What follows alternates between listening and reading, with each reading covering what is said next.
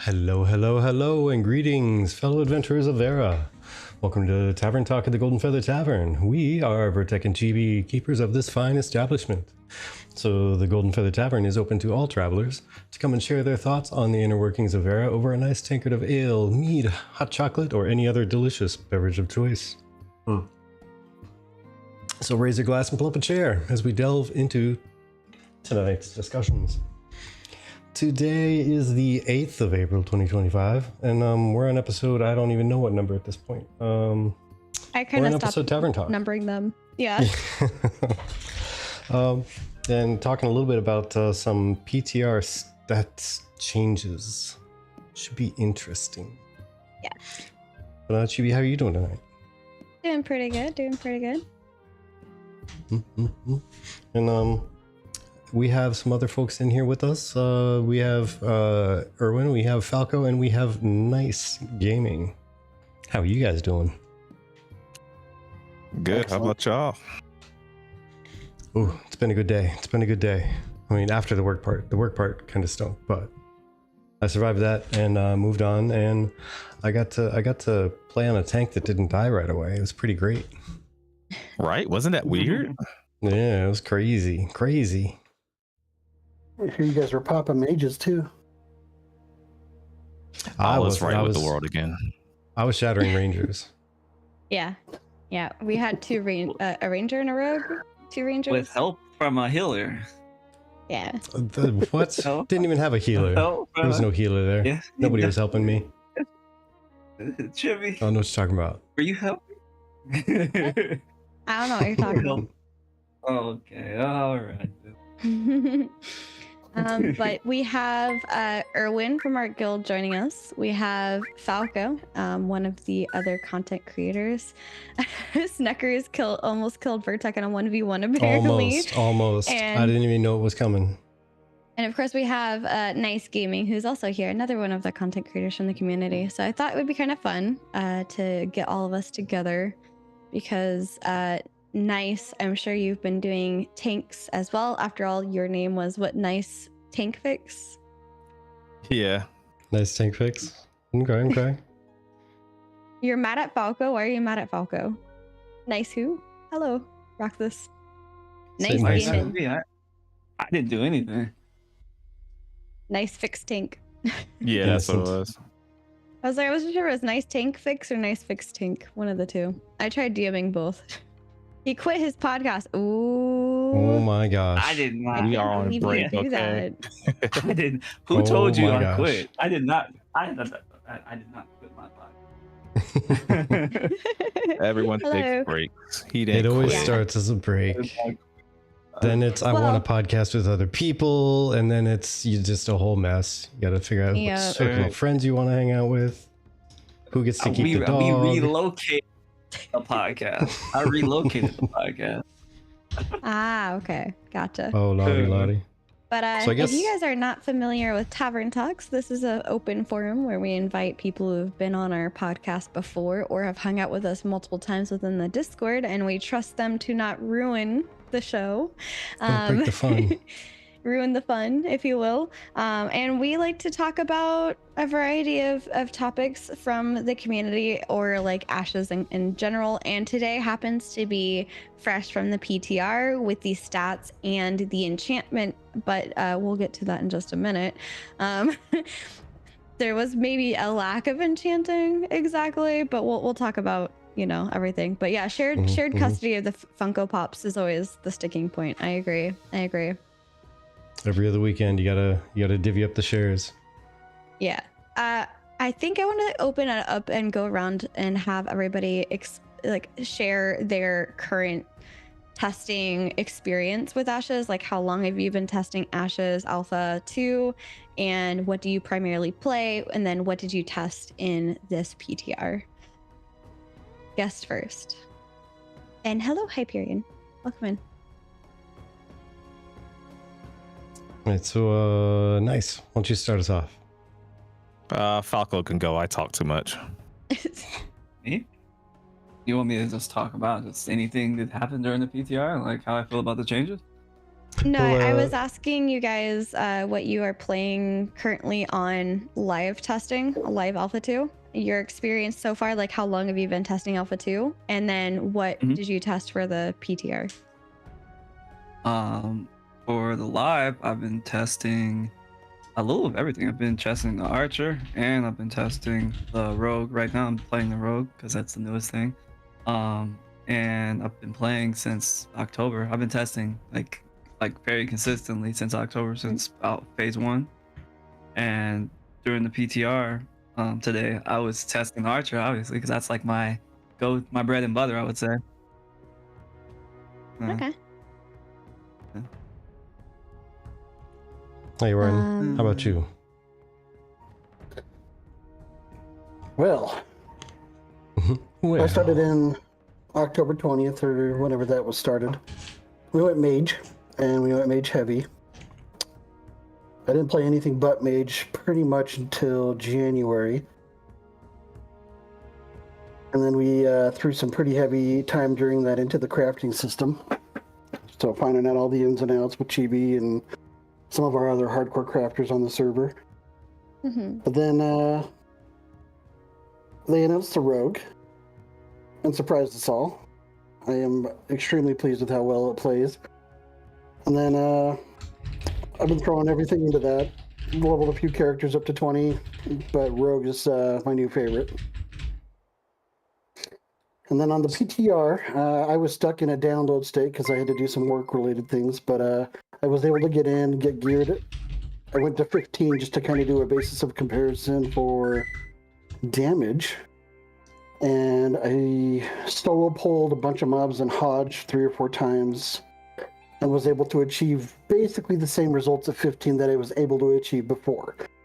So all in all, I'd say we were pretty decent as far as having gear centered around that level. And it wasn't until after 15 that I was loaned a bunch of +7, +8 gear from one of our previous members. So I can't really do a basis of comparison after that, but 15, I've got metal clips and everything for damage, and it was about average. So not bad. Awesome. Nice. Yeah, I play a tank on live, and I tested the tank on the PTR. I kind of wanted to see the more extreme end of the TTK because it's been a huge talking point, a huge gripe I've had myself, and so I wanted to kind of see it in the most extreme situations possible, at least with the gear that we were allowed, which was just rare gear. So I did like max health tank. I think before any buffs or anything, I had 8.4k health before I did my max health buff and all that extra stuff. So it was a good time. It was a good time. But yeah, so you had that's what I did. 8.4k? Yeah. Oh my lordy. I don't even know how you got that. Well, what gear did you have on live right now? On the PTR or on live? Well, which one did you have 8.4k on? Oh, I had 6 pieces of the Carfin set, preferably the con pieces, and then the 2 pieces like the Carfin waist, which gives like just dexterity. I traded that out for Rosarium waist, which gave health. And then there's another piece. I think it might have been the hands. I'm not sure. I traded that out for Rosarium as well. So I had 2 Rosarium. And then the jewelry iron hoop rings give like 300 health. So traded those in. Necklace, I want to say Steel Bloom had the health. I'm not sure. And then the shield, Rosarium, ended up that's in the sword. Oh, sorry. I thought my headset turned back on when it didn't.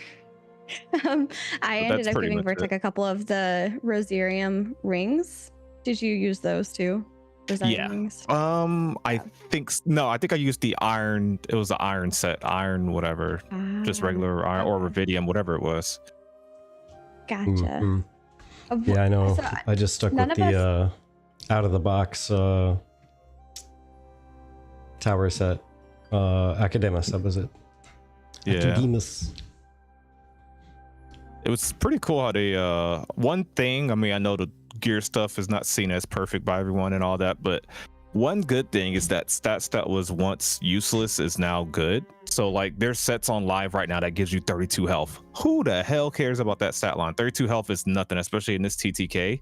And even if it was good TTK, I mean, what the hell is 32 health? And that same piece is now giving you 320 health, which I mean, no, it's not a game changer, but you get 2 rings that give you 320 health, 600 health. I mean, it's made a difference in some fights. So little stat lines like that mattered, which is how I got to the 8.4. Like it, I don't know, it felt really good. That makes Good, sense. And then Vertec, you are. Yeah, Oh. so I've been testing since the last week of phase 1. And then we went through phase 2. And I was tank for the most part until I was just not having any fun whatsoever in PvP. And then I tapped out, started doing Bard. Been kind of maining Bard since then. And tinkering around with leveling up a Cleric as well, because I had fun with that one when we were just running some alts around. Yeah. And in this test, I pulled out the tank. Granted, we rolled in kind of late to the game. I think we didn't even start until I don't even know. Either way, we rolled in and only had, I think, 2 hours. 2 hours worth of playing around at most, hour and a half maybe. Yeah. So plan to try to do more tomorrow maybe. Ooh. Yeah. Sounds- And then for me, I play Cleric on both live and in every test, although I do sometimes dabble in Bard. But Cleric is the one that's the most built in terms of my gear at the moment. And so that's what I'm going to be referencing my opinion on for today. But just really quickly, I'm going to go ahead and run a 3-minute ad just to get it out of the way. This will make it so that we don't have any pre-rolls for the next hour. If you're on YouTube, this is not going to bother you. But just real quick.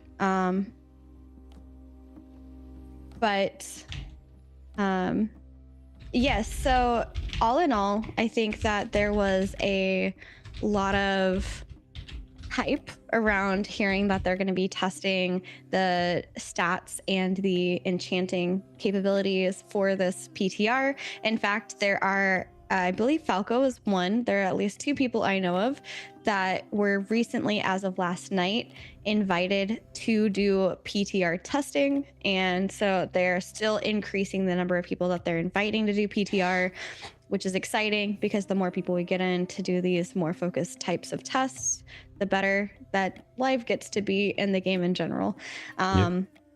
So real quick, want to just start off the whole thing with enchanting kind of worked. You can enchant an item as long as you did not try to put the item back on.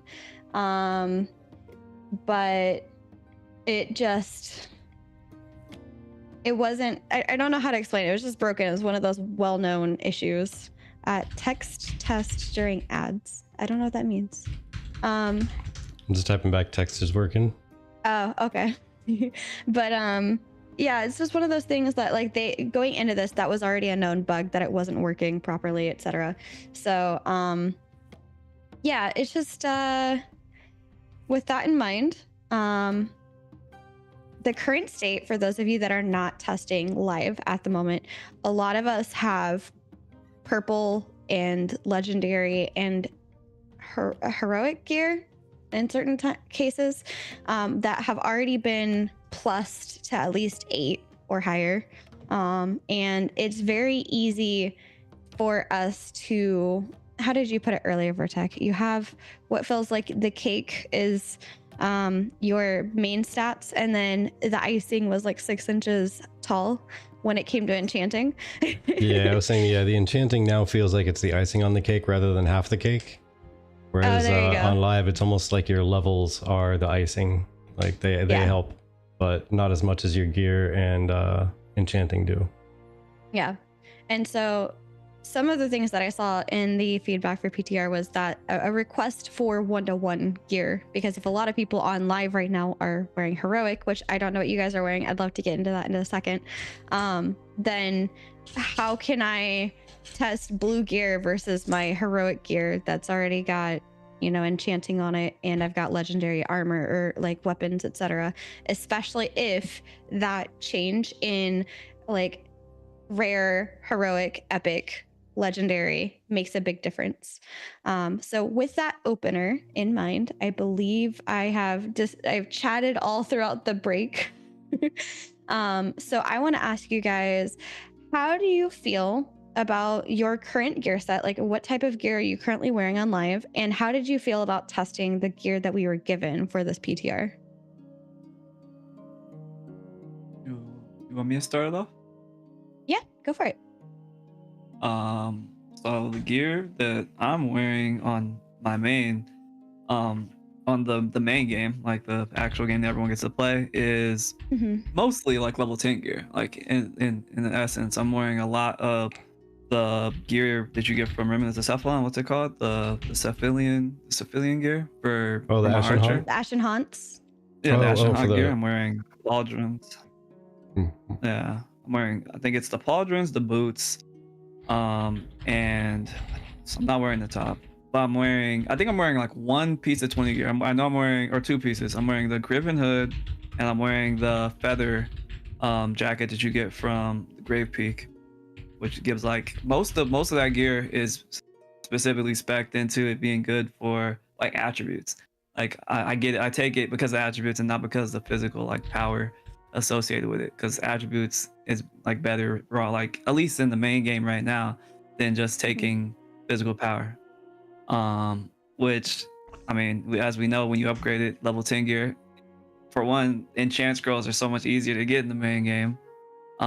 For level 10 gear, but level 20 gear, it's like how much is like an enchant scroll, like a journeyman enchant scroll in the main game, like 10 gold for one enchant scroll or something like that. Something like for ridiculous. Something in the there, yeah, journeyman yeah. enchanting. Yeah, super expensive, but that's the gear I'm wearing, like on my archer and my rogue. But on the PTR, it was a very stark difference, as you guys probably also saw. For me, for physical, some of the gear was a lot different. Like for me, the polished 10 like leggings, they were a lot different because in the main game they have like 8 strength or something like that, something like ridiculous. But they opted to change that out and put dexterity and then put like a bunch of physical power. A lot of the gear that used to have a lot of strength, they opted in for physical power. And as we saw, that it was different. So for me on the PTR, I chose physical power over actual attributes because attributes seem to not matter as much. It seemed to matter about the rarity of the gear and less of like actually putting like enchants on it, like you guys were saying. That makes sense. So yeah, mostly level 20 gear though, so that was cool. It was different. I wasn't mostly using level 10 gear because the level 20 gear had better raw stats, a lot better raw stats than level 10 gear. Okay, good to know. Yeah, I enjoyed it. I just got my heroic Carpent set crafted, so I think I'm doing about 6 pieces of that and then 2 random level 10 enchanted pieces.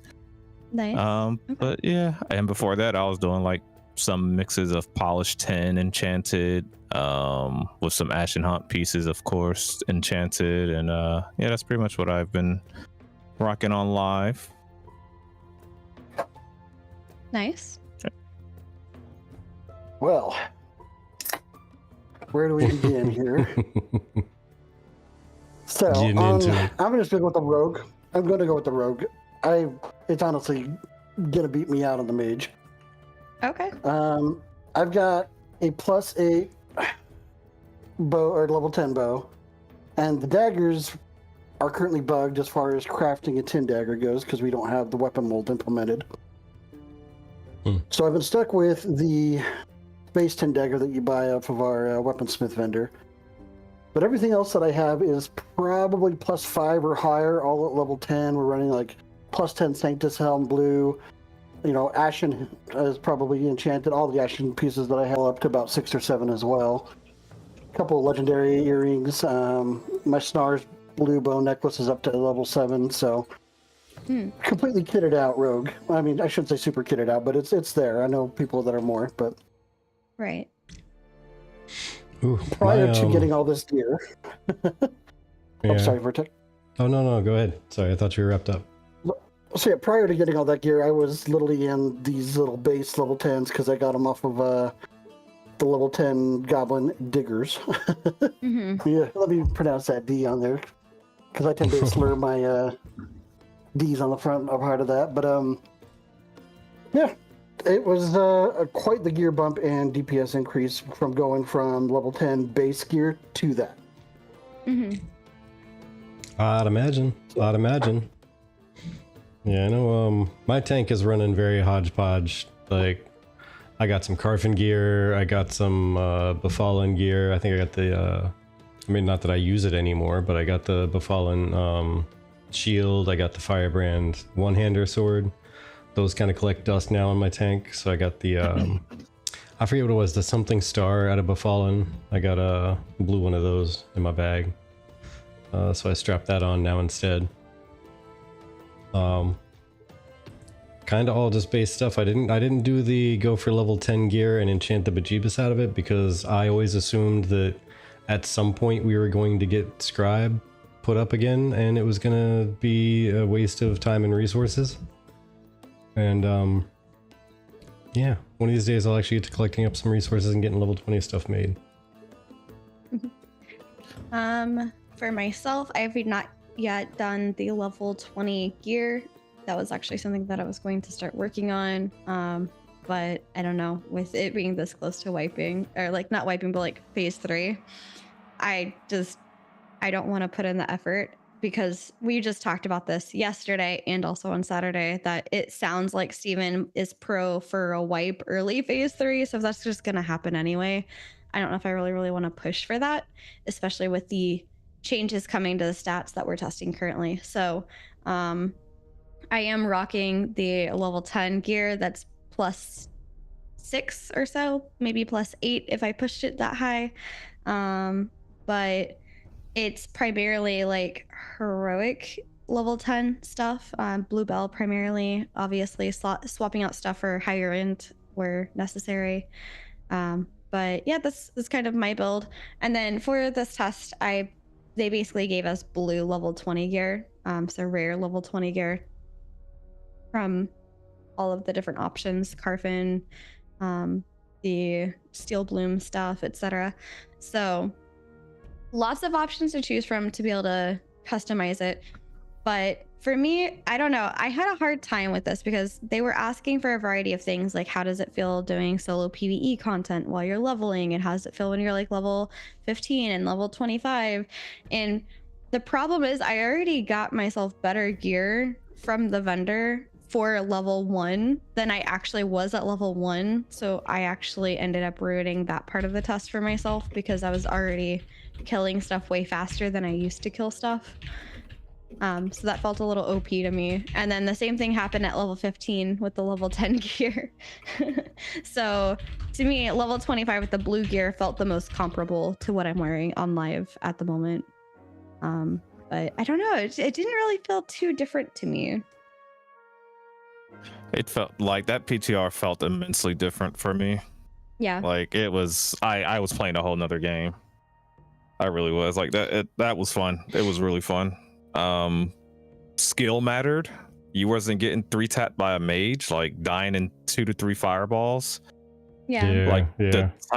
You actually had time to respond. You go through the skill rotation. Like, can you believe I used some cooldowns more than once? Like, what game insanity, is this? isn't Like, it's insanity. like that was wild. Like, I had 2 long fights. One of them I posted in the PTR chat. It was 3 minutes against a fighter, but I think that was a huge outlier. Especially because I kept giving him my shield because of that same bug you had, where it'll give enemies your heals and shields or whatever. But so that fight was long, but most fights were about, I would say, a minute, maybe 30, maybe 40 seconds. Like, and granted, like I said before, I'm an outlier. I had 8.4k health on a freaking tank, and it's my main archetype. So like my fights were, it wasn't like I watched DPS fight DPS, like rogues versus rangers and whatnot, and those fights seemed like a healthy 30 seconds or less kind of a vibe, whereas mine was super long. I had a long fight against a cleric as well, and the cleric obviously won in the end because they can heal and I can't as much, which I think a cleric should be the tank. So because you don't get as much. I tried stacking wound with the longbow, but it wasn't gonna help me with that much healing. So yeah, it was a fun time. I went 11-1 in duels, so that was cool. Nice. I think I'm gonna stack health on live server. It might be my play. Con means something. Defensive stats might mean something. I don't know. I don't want to get too hyped, but it seemed like they might have meant something now. Yeah, Instead I of can't just wait to stacking see strength. now. Now I just want to see what they do for the tank changes too. But Yeah. don't want to get too deep in that I just will yet. say, I guess I'll give this y'all exclusive. I did mention it in Discord, but I did talk to Steven about some tank changes. I don't know what I can say, but they are working on some stuff. They are they got stuff coming is what I can say. So That's all Steven said too. Oh, yeah, totally intrigued. basically like, oh, we're working on it, the typical Yeah. talk, but like but yeah, they're definitely taking feedback is what I'll say. So that's good. Well, Hopefully Roche it's will put before your phase 3. tank rework in the works per se. Yeah, I can't wait for it. I can't wait for it. I want to see some synergy between the skills. Yeah, man. How would you like to see grit reworked? Going back to exactly what it was. Really? Yeah. Like Yeah, I honestly didn't mind how it was. Like, it wasn't perfect, but yeah. Yeah, if you're a tank, like you should know how to use your armor to get the best defensiveness out of it. Like you should get extra threat. There should be an on-off button that's steady to get more threat when you're quote-unquote main tank or like in tank mode. And then you should be able to turn it off so that your off tank can grab aggro from you.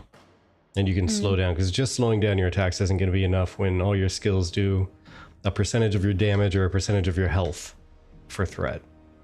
So if You know where they messed up? Where's that? The rework, like a tank is no more tanky than anybody else unless that grit buff is up. Yeah. Because they even took the mitigation from courage. Like even if you have high courage, you're literally a fighter if you don't tap the grit button every 8 to 10 seconds. It's shitty. Yeah. It's such a horrible design. Yeah.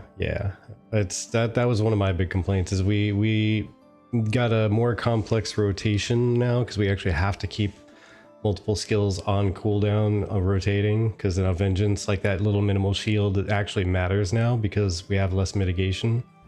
And we absolutely will have less mitigation if we don't keep grit on cooldown. Here's a great question I have, since we have Nice here, and also I'm sure Erwin, you can throw in your thoughts as well. You mentioned previously, Vertec, that fighting in blue gear felt better than fighting in purple gear on the Siege PTR. Can you elaborate on why you think that is, or what made you feel that way?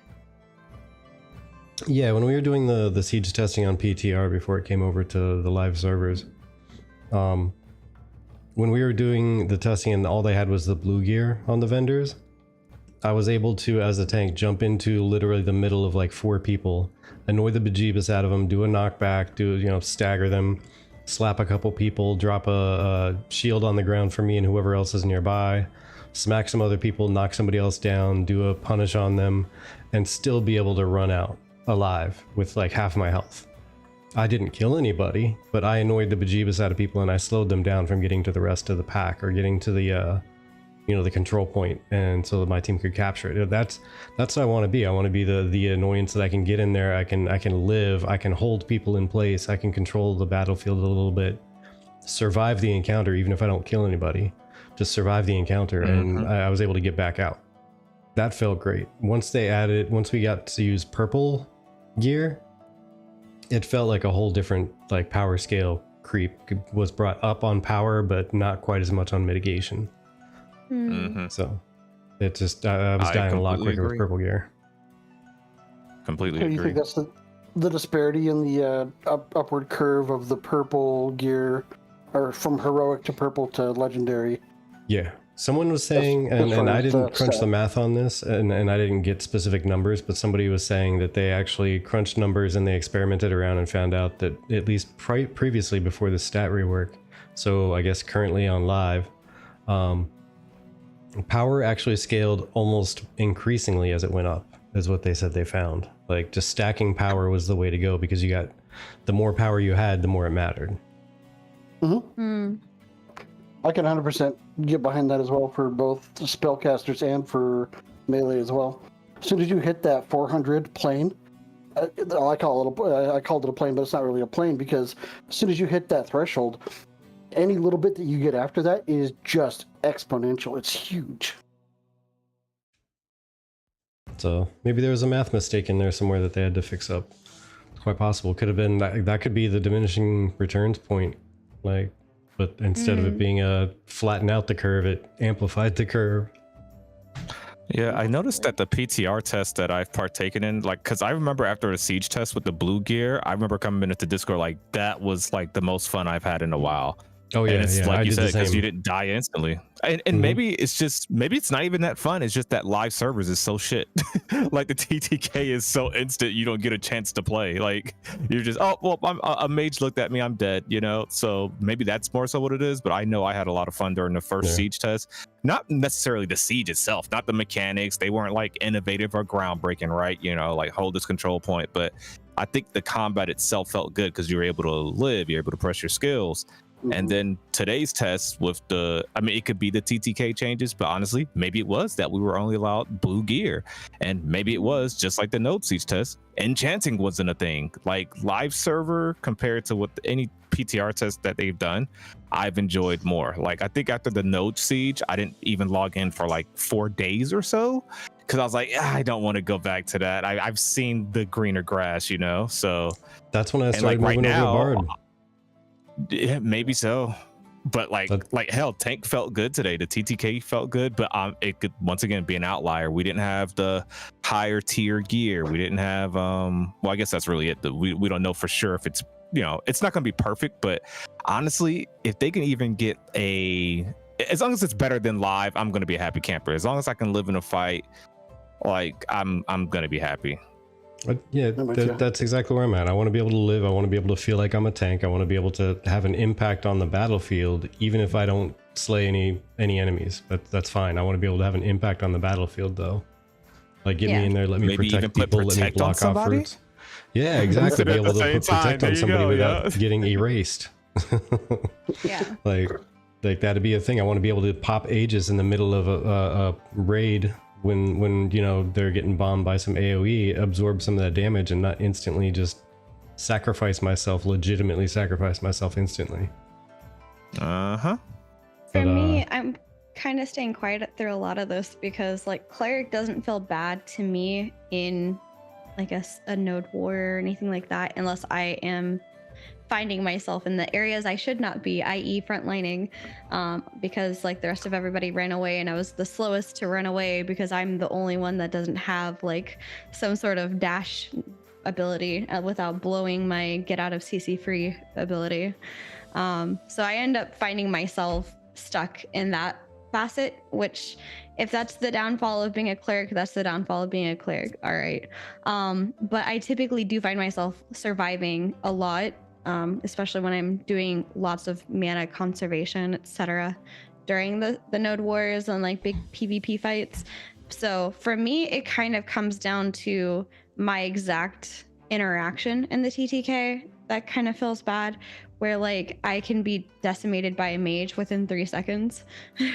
That's where I'd have to try and figure it out. But in terms of what I was looking at more specifically for this test, I was coming from it from a PvE perspective of how does this feel when I fight a level 15 2-star goblin or gremlin or something, and I'm a level 15 myself. How does that feel? And then how did it feel when I can remember on live? And then the gear difference, like does this feel on par with the current gear that I have? Is that good or bad, etc.? Yeah. I'm the a interesting cleric. thing. I can heal myself. TTK's Forever. I didn't say TTK was fine. I'm saying I can survive in a TTK longer than Vertec can, so I don't have as much like.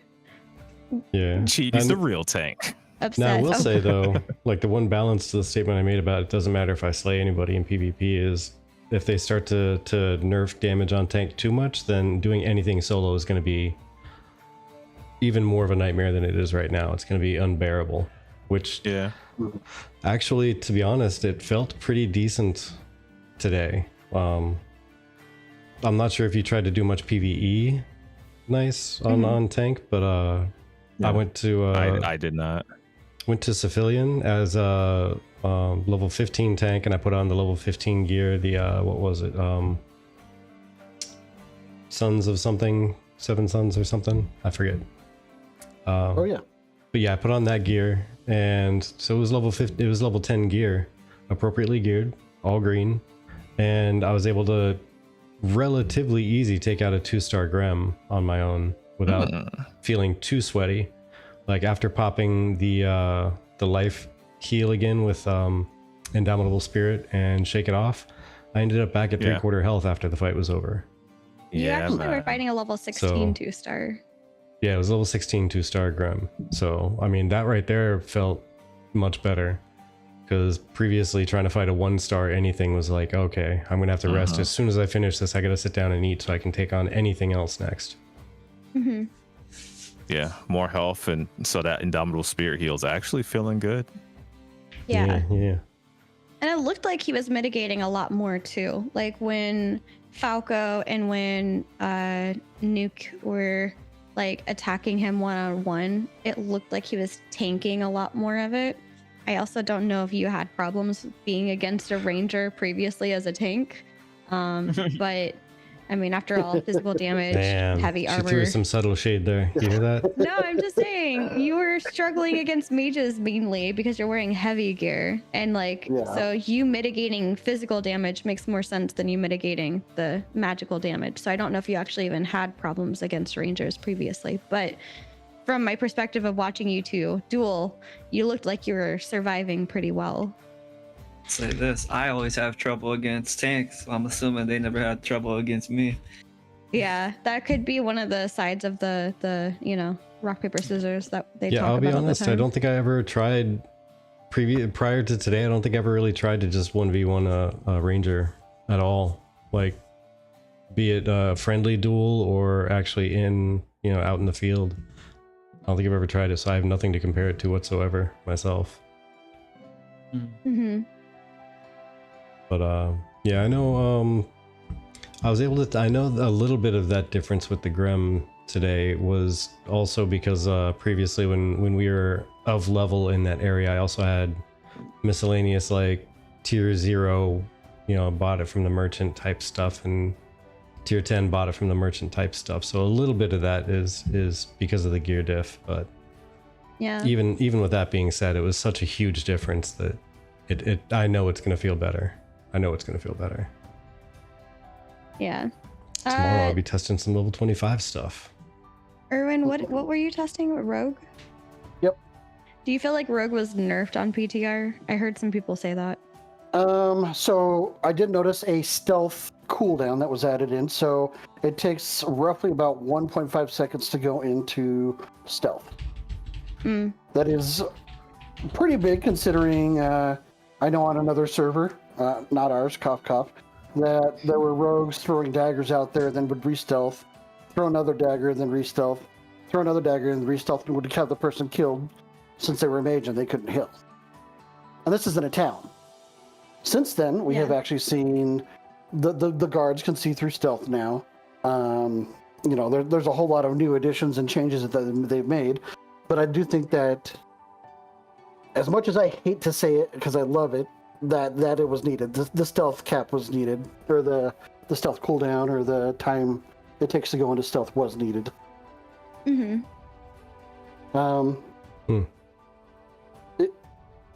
With as little testing as I did anyway, but I did manage to get some green gear on.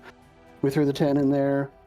I compared it to my old previous clips, and at 15, damage was comparable.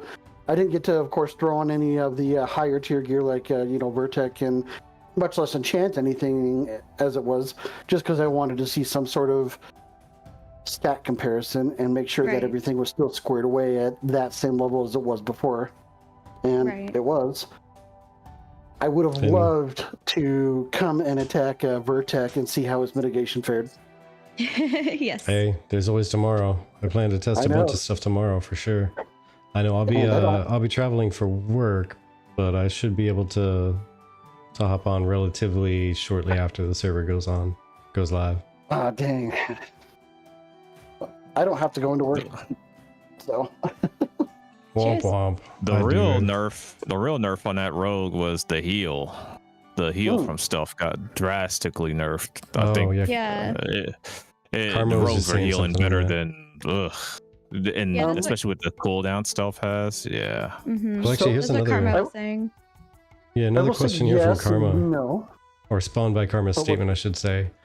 First off, Karma, yeah, Bard does pretty well with range damage. By the way, does better than Cleric, for sure. Yeah. I felt like my damage was nerfed, or not really nerfed, but far reduced when I played the Cleric versus when I was playing the Bard. But the one comment that Karma mentioned was stealth also needed 15 meters to be used. Did they shrink that down from 20? It's at 20. I believe it's still at 20. It was at 15, and they did increase it. Oh, I thought it was 20. I thought it was previously. 20. No, it was much shorter because that hit me on live. That didn't hit me this patch that I remember. Okay. Must have happened along the way and didn't notice it. It must have been a change early on, because I know the first day of when we were rogue testing, it. we only popped on for like 30 minutes, or I only popped on for 30 minutes at the end. Yeah. Can we talk about how Carmen was asking about that. still sucks? Oh yeah, and lifesteal. Oh my gosh.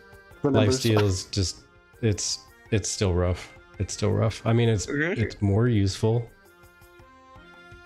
I wish I could have done the 25 up, level up on this PTR and gotten that gear, because I think Rogue may be the only viable lifesteal class that there will be, maybe next to Fighter with their huge AoE.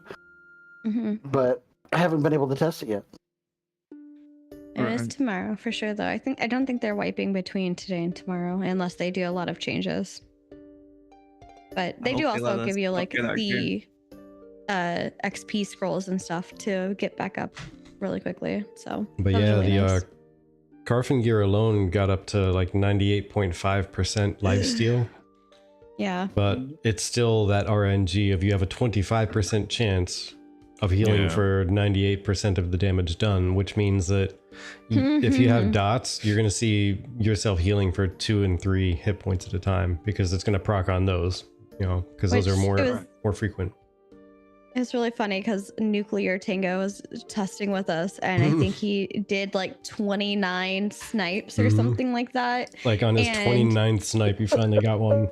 He finally got one to proc, and he was like, I don't know if I'm super lucky or if I'm super unlucky, but either way, I feel like I should run the lottery and see what happens. I came back in for that phrase. What was it? He was saying one out of 4, so 25%. Right? Nice. Yeah. How unlucky are you that it takes you 29 times at 25% chance proc rate to crit or to proc? 1 out of 4. Yep. And the answer is 29. Yep. Yep. Yeah, I'd never walk into a casino. Or do so immediately because your luck's about to turn finally. Gotta be ready for one.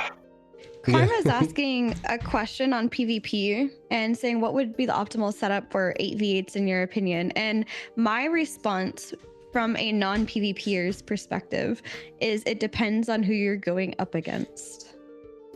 Yeah. I like that answer. That's a good answer. Because... Go ahead. If I were going to call it a perfect group, 3 mages, 1 bard, and 4 rogues because of the amount of in-cap. Yeah, 2 bards would work too. The amount of incapacitate or crowd control that you have with that group, you have 6 instant knockouts and 3 just huge bombs. And that's enough time to reset for your mages to go back and then attack again. There's a lot of other factors that could play into their CC break. Clerics have a great CC break, but rogues have a second sleep. So it's like, dang if you do, dang if you don't. The ability sleep to darts that you can use from stealth.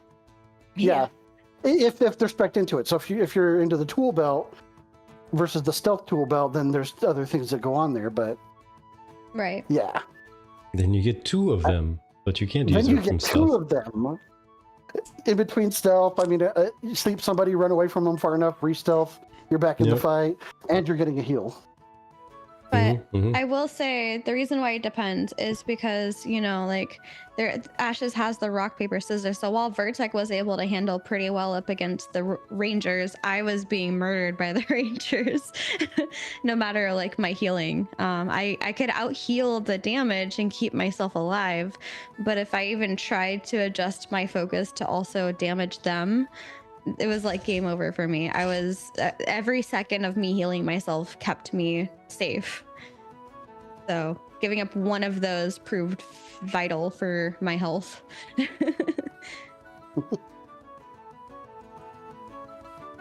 Nice. You're the big PvP breakdowny person. What is your thoughts on the best PvP setup? Yeah, if you had a default that you'd try to run into, like the most multi-purpose.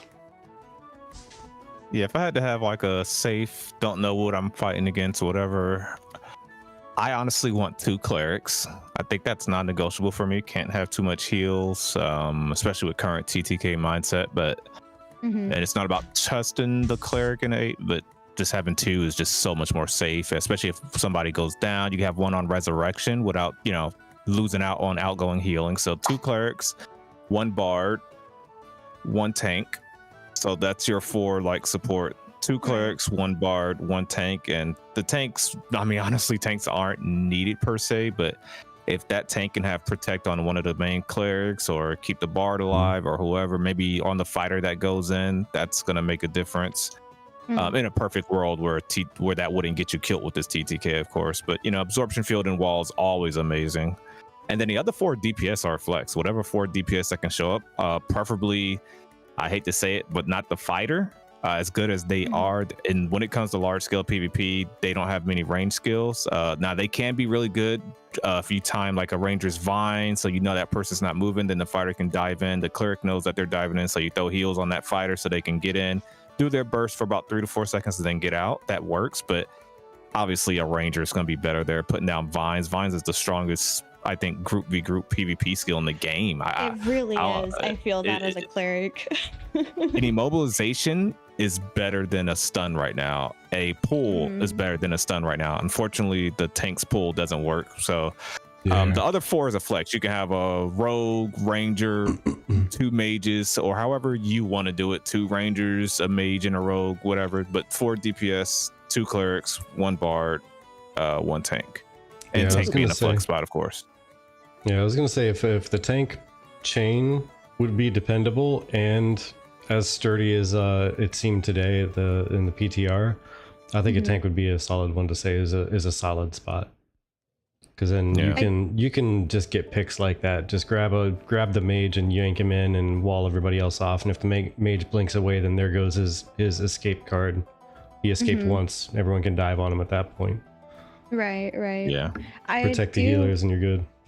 I do believe I heard some of the tanks complaining in previous PTR tests that their chains weren't landing. Is that something you guys experienced? Oh, yeah. Oh, you didn't see my compilation, did you? No, unfortunately. Oh, I did the first Ashes of Creation grapple compilation. I'll try to let's see, where can I post it really quick? Are you a subscriber on our Twitch? I'm not sure. Okay, you can always just send it to me and then I can post it because we have links enabled for subs so that way they don't get timed out for us. Oh crap, we gotta watch what we're saying. Fupo's in here. Oh yeah, Oh, please gosh. give us a CC machine, Oh, gosh. right?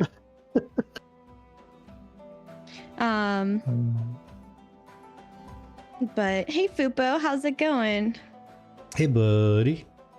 Oh, hey, actually, you know, nice. You'd be a great person to mention about this. Oh, What do you think about a skill? Look. Nice is what? subbed. Cheers. Hey. Hey, let's Well, go. thank you. Hoopsie. Love it. And love I it. just Thank you so DM'd you much. the Cheers to grapple you. compilation. Oh, I can't post that because it's not a URL. Got it. Okay. Well, I'll have to give that a look. But so what do you think for a skill, if there was something? Now the output of this, the result of this skill could totally vary. But I was thinking something like a skill, you could call it like retaliation, that scales and gives you a benefit of some kind based on how much damage you actively mitigate. So not like your base mitigation score, but from protecting somebody or using Aegis or using the disco ball or intercepting or actively blocking, something like that. Your actively mitigated damage would boost something like either damage output, or for that matter, maybe there's a skill that literally it boosts your mitigation, or it boosts how much you can protect the next time, or something like that, you know? I got you. I like. How that. about me. a 3-second window where whatever damage you take is mitigated, and then you return that damage in something called full counter? Full counter. Oh my gosh, I remember that one. Full counter. Oh. Seven I took Deadly that from an Sins. anime. Cheers. Nice. Cheers to that. They really do a bad job from a design standpoint in terms of rewarding the tank for taking damage. They really do. Yeah. Aegis nor Protect give you any kind of benefit for doing so. The Shake It Off heal is the worst designed heal I've probably seen given to a tank in any MMO in It history. used to be great. Like, they changed it up, and then it just they really just need to do WoW's Death Strike, because the way it should work is you should be, and this would synergize very well with the mitigation skills of Aegis and Protect. You should just heal for a certain portion of the damage you've taken in the last 3 seconds, 4 seconds, and and then it has a skill ceiling, because like, don't just use Shake It Off. Use it after you take a big burst or something like that. Or if you have Protect on a cleric, you can heal based off that, amount that got mitigated to you or the damage that you've taken. The fact that they have it coded to where you heal based off a percentage, but minus the healing, minus the damage, whatever the dumb freaking formula equation is right now. Yeah, the dumb formula is just like, what are you doing? Like, who the hell is using Aegis? Right, I feel stupid using Protect, but I always thought it's how I feel useful as a tank. Putting it on the cleric or whatever, making sure that I'm, if that way, if they're not focusing me out, I feel useful. Yeah, when I'm a secondary tank, or at this point, honestly, if ever I actually rock my tank into PvP, that's when I'll slot in, like in a big large scale battle. That's when I'll slot in Protect, and yeah, I'll hang back with a healer and protect them, and that's it. And that's my job. I'm not leading the pack anywhere. Sorry. Yeah. I'll jump up to throw a wall, like a strategic wall here and there, and then I'll go right back to protecting a healer. But in PvE situations, yeah, when I do off tank stuff, I put the Protect on the other tank. I taunt the boss. That's my job. Those two things. Taunt the boss to reduce damage to the tank, and I protect the tank. The end. Yeah. That's it. Upo actually ended up saying pretty good amount. Says this is used in some other games where you have a tank type that fuels damage from damage received. It's a proven and viable type of skill system. Also, is some that utilize this for types of threat, which I like. It's a good skill type route to have for sure. And I kind of commented with like it's a rage bar type of skill, and I would love to see something like the more that tanks are able to mitigate damage incoming to them, the more they're able to benefit from that, be it kind of like a rage bar or kind of like building up a sustain for bigger like shieldy tanky things. I don't know, I'm not a tank, I'm just talking about things I don't quite understand. Yeah, like either way, like the better you do your job, like the better you're accomplishing your role, the more reward you get out of it. That's basically the key right there, is the more I'm protecting other people, the more I should get out of me doing my job. Yeah. While I don't have as much tanking time as Nice or Vertec, I definitely leveled one up to 20 and kind of got the gist of it all. How do you guys feel about two different types of bars, the Rage bar and then the Courage bar? Yeah, I can see that. I got bored, honestly, tanking, ROS and a few other things where I'm just sitting there, I'm like, well, mana conservation because we don't have this, or hey, I've already got maximum threat, or no one's pulling off me. I'd honestly like another bar to throw at there other than just my usual, shoulder slams over the head, blocking in between. I was honestly using blocking just so I could drink a beer. Technically, we have 3 resource bars already. We've got magic, mana point, MP, whatever you want to call it. We've got our stamina, and then we've got the courage. Like, if it were to be set up to where your dodging and active blocking, like it is right now, uses stamina. That I think works great. You can either dodge to try to avoid all damage, or you could sit there and actively block so the boss or whatever you're holding does not move. Or just because you're trying to save your dodges for the big stuff and you're trying to block some little stuff just to avoid a little bit of damage or like a skill shot or something. And then your mana would be used for offense, and your courage would be used for defensive cooldowns. Like, I think that works out pretty well, because then as long as they put the buff for mitigation back to having courage capped at 100, you get 10% damage mitigation additional. Then you have a choice of keeping that 10% damage mitigation or using it on a skill that's going to temporarily drop it down to give you more purpose driven mitigation, either for protecting somebody else, protecting multiple somebody else's, diving to somebody else who's in trouble, or just giving yourself a bigger boost like with Fortify. But then you have to build it back up, or use a whole other skill point in your skill tree to get Rush of Courage to get it back up to 100 real quick. But either way, you have a choice to make of keep that 10% mitigation or use it for something else, and then you have to build it back up real quick.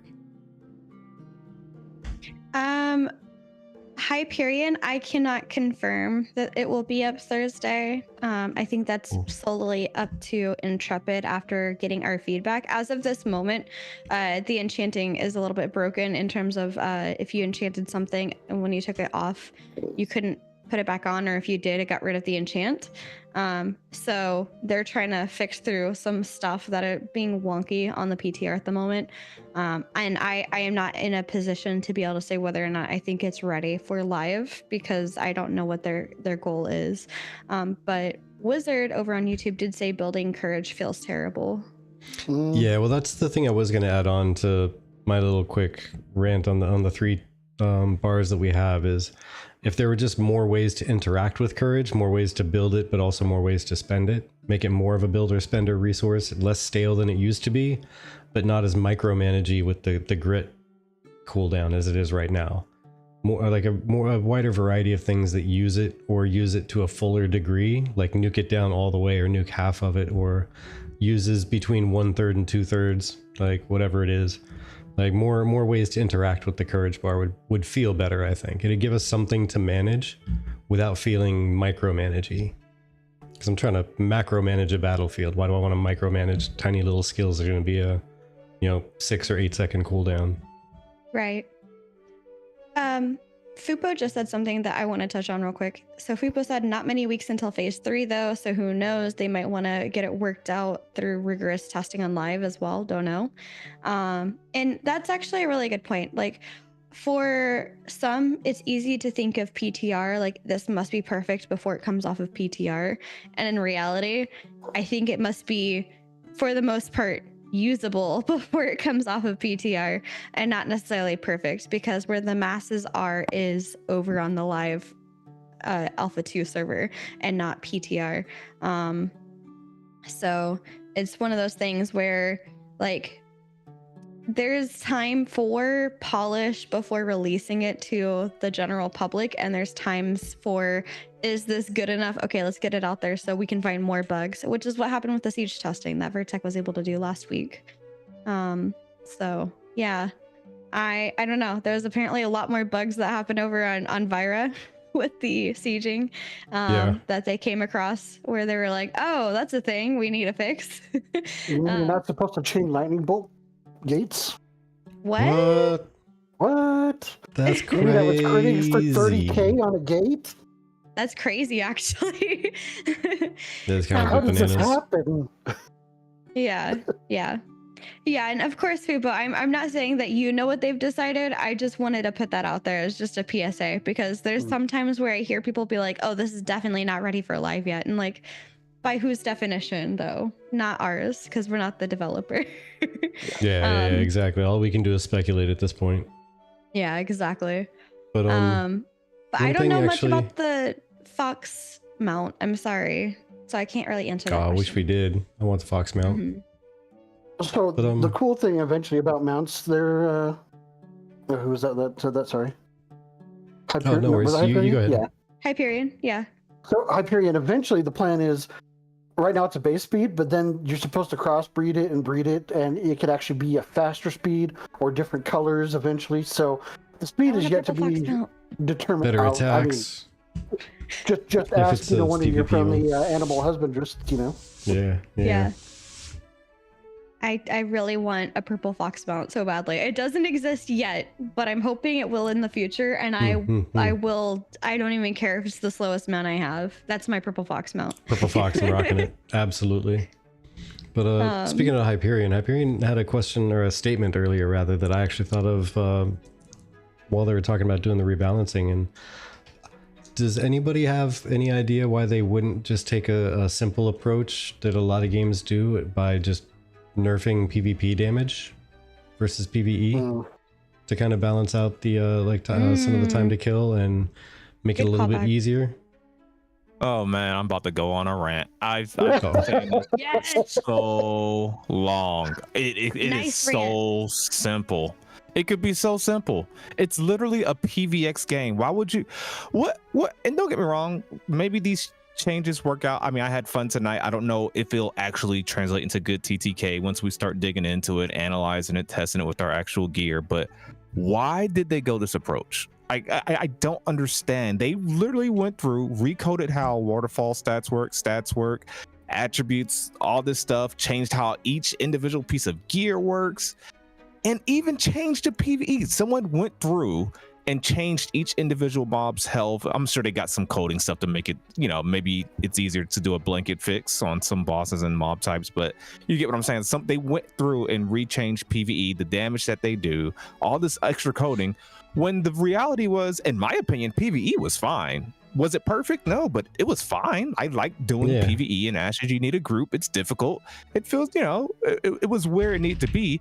People complained about don't get me wrong, I'm sure there's complaints about PvE, right? Like, it's not perfect. You want to be able to kill this faster or whatever your complaint is. But the big component or complaint was the PvP TTK. Why did we need to touch how PvE feels?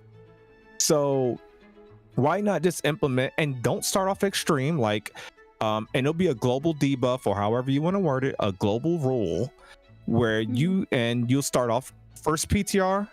You now deal 20% less damage to other players. Exactly. Yeah, 20% is what I was thinking for a start. If your tank has a shield assault skill, that's not going to change how your shield assault hits that mob. But when the damage calculation applies to a player, it's just going to take 20% off that outgoing damage or what it would have been.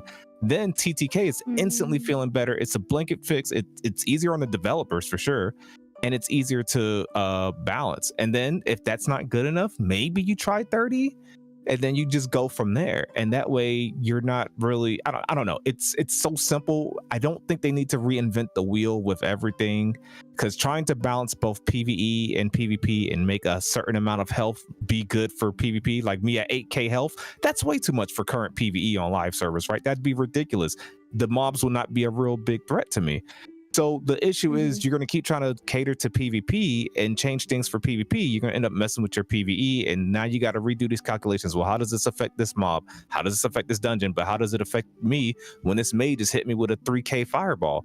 And you're constantly going to keep running into these issues, and you're going to be making a lot more hard work for yourself rather than just saying, hey, you deal 20% less damage to players. Okay, ran over. So Yeah, I mean, a few things. Awesome. Oh, sorry. Oh, no, you go ahead, GB.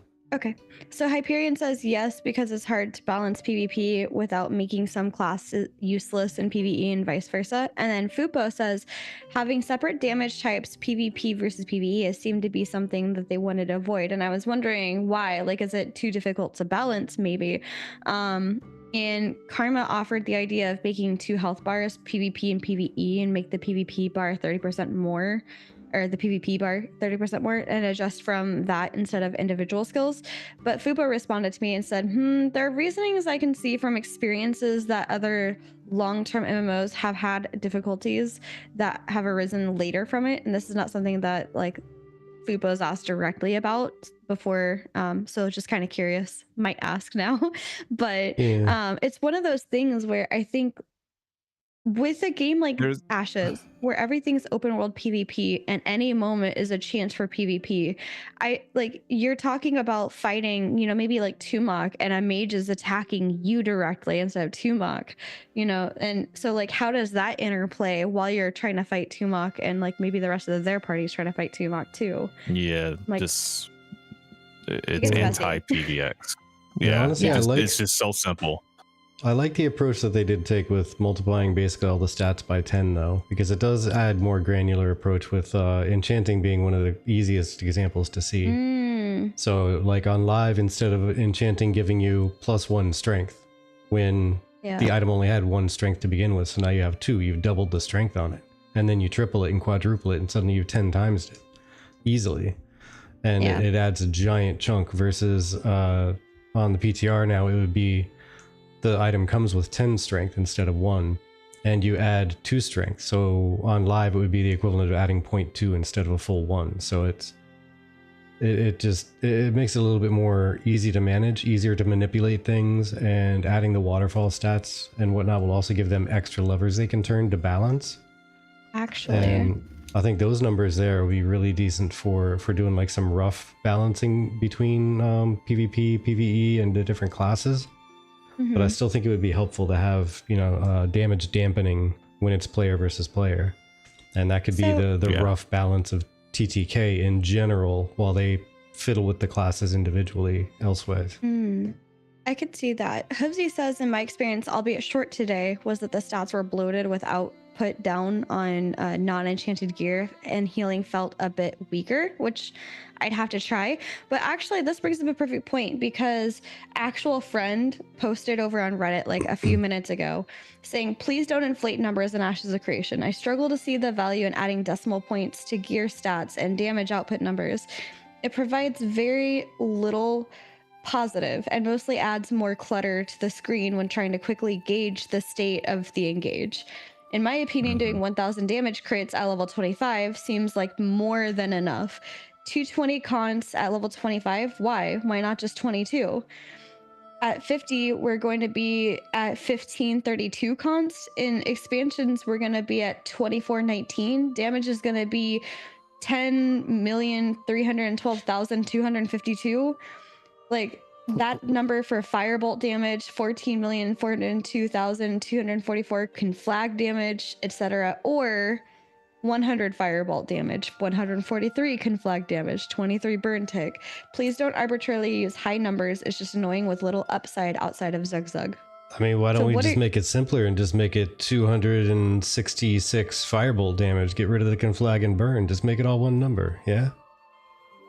But like, I think though it does say something for the long term of like inflated stats, because I feel like that's kind of what was just being touched on with the healing, feeling like it didn't do as much.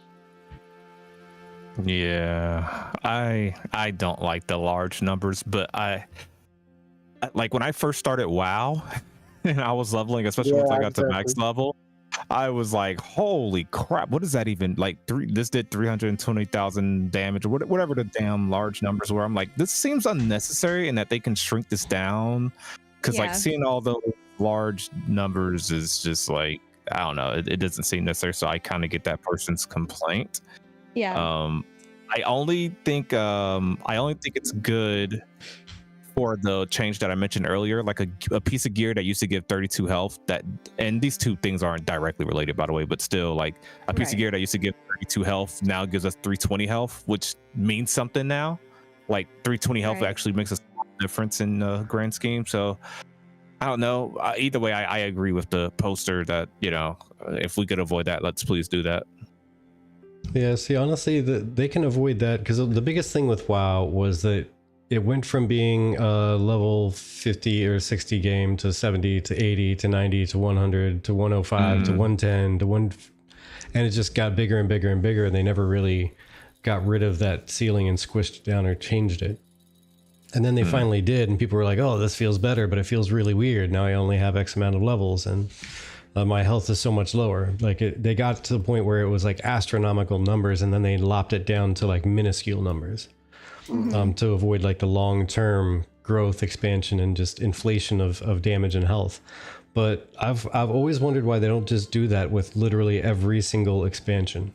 Like why don't they just do that when they have an expansion? There's a level squish, not a level squish necessarily. Like the levels can keep going up, but a stat squish, like drop them all by 20%, so everything feels the same across the board. And obviously that's a super simplification.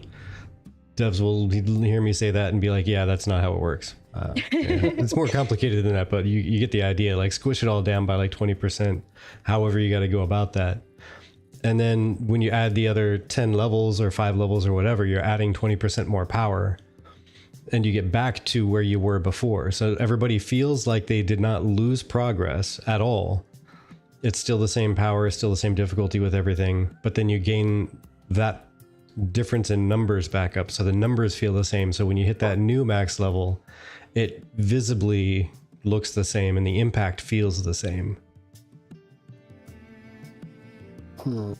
Yeah, and I mean, with looking at things like World of Warcraft and things like that, because at the end of the day, what is a big number on your screen? It's an adrenaline, it's a dopamine hit, right? It's an adrenaline boost. You're like, oh my god, I critted that. Did you see how much I hit him for? Oh my god, do you see how much I healed that person for? Oh, I just saved them.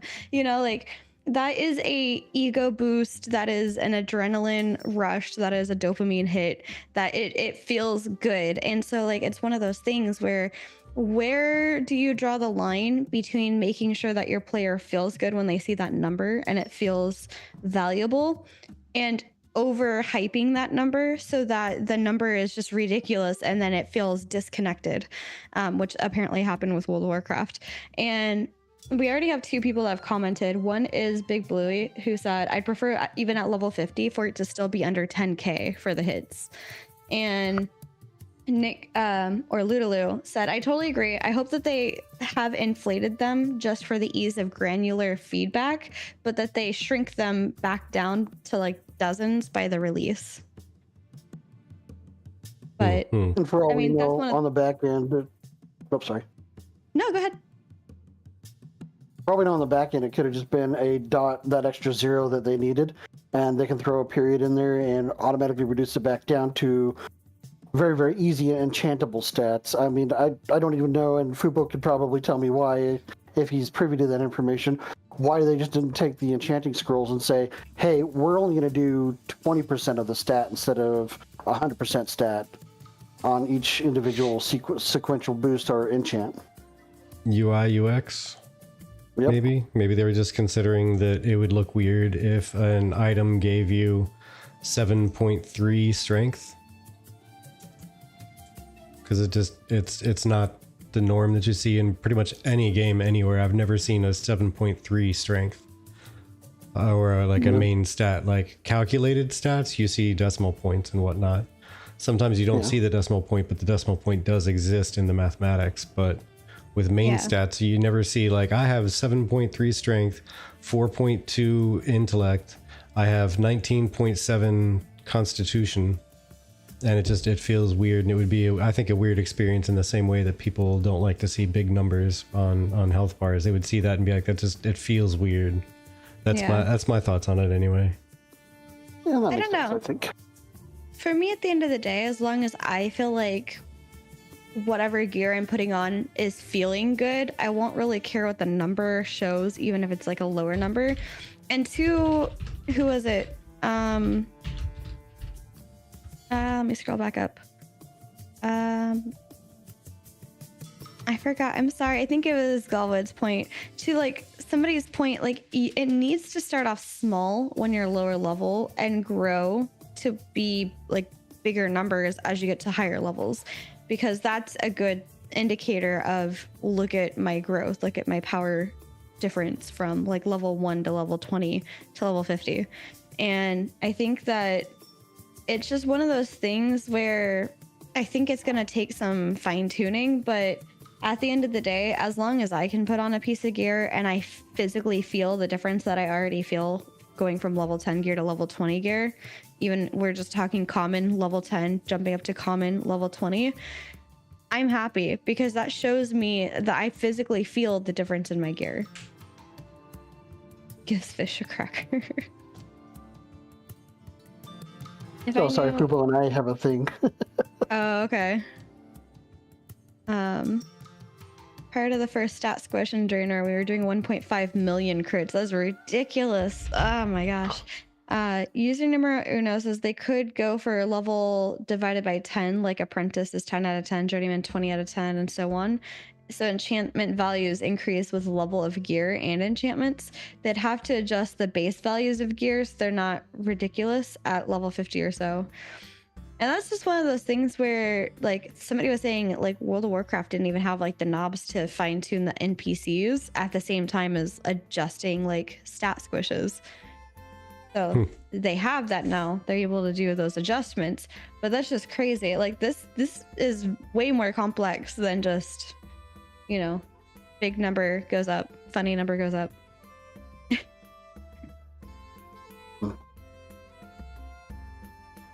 Yeah, there's a lot of ways they could go about doing this. I mean, example, and I only say this because of the rogue thing, but like when I'm enchanting the Snar's Bone Necklace at a rarity of blue, I'm getting a 1 strength and a 1 dex every time I enchant. So that's even better for me versus some of these other items that are getting, hey, you know, +1 here, +1 here, +1 here. I'm not only increasing my crit, my dodge, but I'm also increasing my physical attack and a few other things as well. It's like, oh, okay. This item's way overpowered. Yeah. Yeah, I agree. Man, so many different views on how people like to see damage numbers. Me, I've never really cared too much about if they're I haven't 3 played digits WoW or 4 in a long digits or 5 time. digits. Oh, sorry.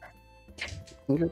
I haven't played WoW in a long time, but I hope they didn't get to the millions. I can't remember, but why do I feel like I saw like stats with like a million health or something? Am I remembering that right? That's what somebody in chat was just saying. Yeah. Hubsy was saying that they were doing 1.5 million crits, and that if I go further up, somebody said that before they did this stat squishes recently, people are doing 5 to 30k crits, and now they're back down to a few 100,000.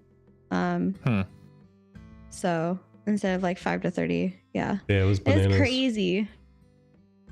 Millions in Legion, yeah, and like honestly, I mean, at level 120, I guess that makes sense. But then like I saw, like, looked back after when they did the dragons or whatever. I don't know. I stopped following after Legion. I'm sorry. But then when they squished everybody back down to a like half the max level that I was used to, and I was just like, how did they do that? Like, how did they like build the whole game around that to make it still viable? It's crazy. But I don't know. For me, oh my gosh.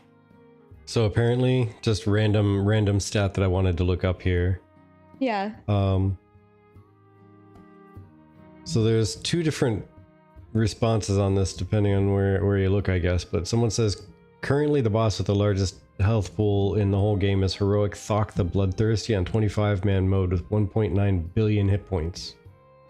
That was in sorry, what? Yeah, right. 1.9 billion. That's bananas. Okay. But AI says that it was heroic Ultraxion in Cataclysm 25 player at 276 million. Oh wow. Oh, so I don't know if AI or an old forum post is more accurate, but Location, them's the numbers I please. found. Yeah. Damage I think World of Warcraft. crazy. That is true. Oh, okay. And Z-Joke says that's true. ZD Rogue. 1 million is cool with me, but if I need to start counting commas and zeros, then I'm done. Fair. Tanks could hit 2.5 million health at times in WoW at one point. Ooh. Had a mod for a while back when it was crazy numbers like that and squished them automatically. Huge numbers are silly. When Blizzard did their first stat squish, they forgot a few mobs and people kept randomly getting one shot while leveling. Oh no. See, And that's that's what I the was worried about thing. with Intrepid. Like, if they Yeah. keep changing the stuff, you gotta go back and change each mob and how this functions. They had to change the damage of each one. And sure, maybe they can use a percentage-based thing, like, okay, lower each mob's or increase each mob's attack by 15% for this one, this one, this one. Maybe for Firebrand, we only increase it this much. You know, however they want to do it, but if you don't go ahead and separate the PvP and PvE damage in a sense that, you know, this skill just does less, you know, your attacks deal less damage to players, it's going to make a balance a nightmare later, because then later you can just worry about balancing the skill. You don't have to worry about balancing it for PvE and PvP separately. I don't know. I'm no game designer. I'm just saying what I've seen go wrong before. Yeah. Yeah. And now, could you answer my question of, do you think having PvE based damage and PvP based damage, is that going to be harder to balance or easier to balance? Or Easier to balance. Well, it depends on what you mean by PvE and PvP damage. Like, do you mean like what you're suggesting? Oh, okay, yeah. Then no, that's so much easier to balance, and it's so much easier to please both crowds. And if you want to set, I mean, I know it's a PvX game. We're going to do a little bit of each, right? But if you want to make sure that you don't piss off the PvEers, I've seen it happen in every game. Every game I played, you're going to piss off. You always end up pissing off one of the crowds. It just always happens. This skill, Cleric's Holy Whip, is too strong in PvP. So they had to nerf it because, you know, fights were lasting too long because you do damage and you heal it. Then you got rid of it. So now the PvE players that were loving that, and it's the only way they were able to do some solo content, or only way they were able to do this boss, now they're pissed off because the PvPers, the way they look at it is the PvPers got it nerfed, or this skill is overperforming in PvP. And what's going to happen is you're going to constantly make that an issue. Whereas if you went across the board, where if you feel it's fine in PvE, like, what if because let's say it heals based off damage that you do. If you remember the fact that it's going to deal 30% less damage to players, then, oh, well, it's not that bad. We can keep it as is. It makes it harder to balance and release new content and balance your PvE when you're so worried about how something affects PvP. And that goes for when they rework skills, when they rework how much damage the tank does, how much the fighter's cataclysm is going to do, and et cetera, et cetera. It's just... it's just easier to do it that way, not having to worry about, because PvE is much easier to balance TTK and how something feels, how players feel and respond to the world, or when they get killed by another player. That's a whole nother level. Thing. Yeah. That answers the question I was going to ask you, because Ludaloo said balance PvP now and then build your PvE around that balance. And I was going to ask, is it easier to build PvE first or PvP first and then balance the other one around it? But it sounds like PvP first and then adjusting PvE numbers to match. I honestly think Nice has probably got the better route to go here, just with the PvP and PvE separated damages. Then you can have one team focusing on the PvE, what skills interface or interact with certain encounters better, and then you have the PvP team, which could then balance it like such, League of Legends almost, to where each individual skill is getting a PvP balance. Because, okay, we're watching mages, throw a shatter combo out, blink, instant lightning bolt somebody, and they're dead. Yeah, that would take more dev time though than trying to build and balance around safe PvP and then building the PvE around that. Because I mean, occasionally as you're making new PvE encounters, you would need to rebalance them, but you're always going to be balancing based on PvP. But you're going to just be balancing the new PvE encounters after balancing the PvP between players. It's going to be something you're going to constantly have to backtrack with balance, and that's going to be the issue. A game of but at least new whack-a-mole. PvE encounters though, that's like new expansions that you have to build anyway, right? So you have to build that anyway. You may as well do the balancing while you build it, because the classes or archetypes are already kind of balanced for how they're built right now, and they're getting micro adjustments here and there, or maybe a little bit larger than micro adjustments to help shift the flavor of the month type thing that some games do. Yeah, and I mean, I was Oh, gonna say to that point, like Hubsy actually made a good comment on this, but I was gonna say, I guess that's what makes PvEX games difficult to build because you have two separate things to balance. And Hubsy's comment is, as a lifetime PvE player, having PvP and PvE in the same game already is two games. The question is, which one's the mini game? And a Mhm. lot of the PvE players will say PvE. Mm-hmm. Um, Zedrog says there's a game a long time ago, I think it was called Global Agenda, that did it where when you focused a mob you did X damage, but when you targeted a player you did a different amount. And I mean, that's an easy, in my mind, as a developer who's not a game developer but a web developer. Target equals player, damage is this like algorithm. Target equals NPC, damage is this algorithm. Mm-hmm. And that's just how I would have it, but I don't think it's that simple, but it could be.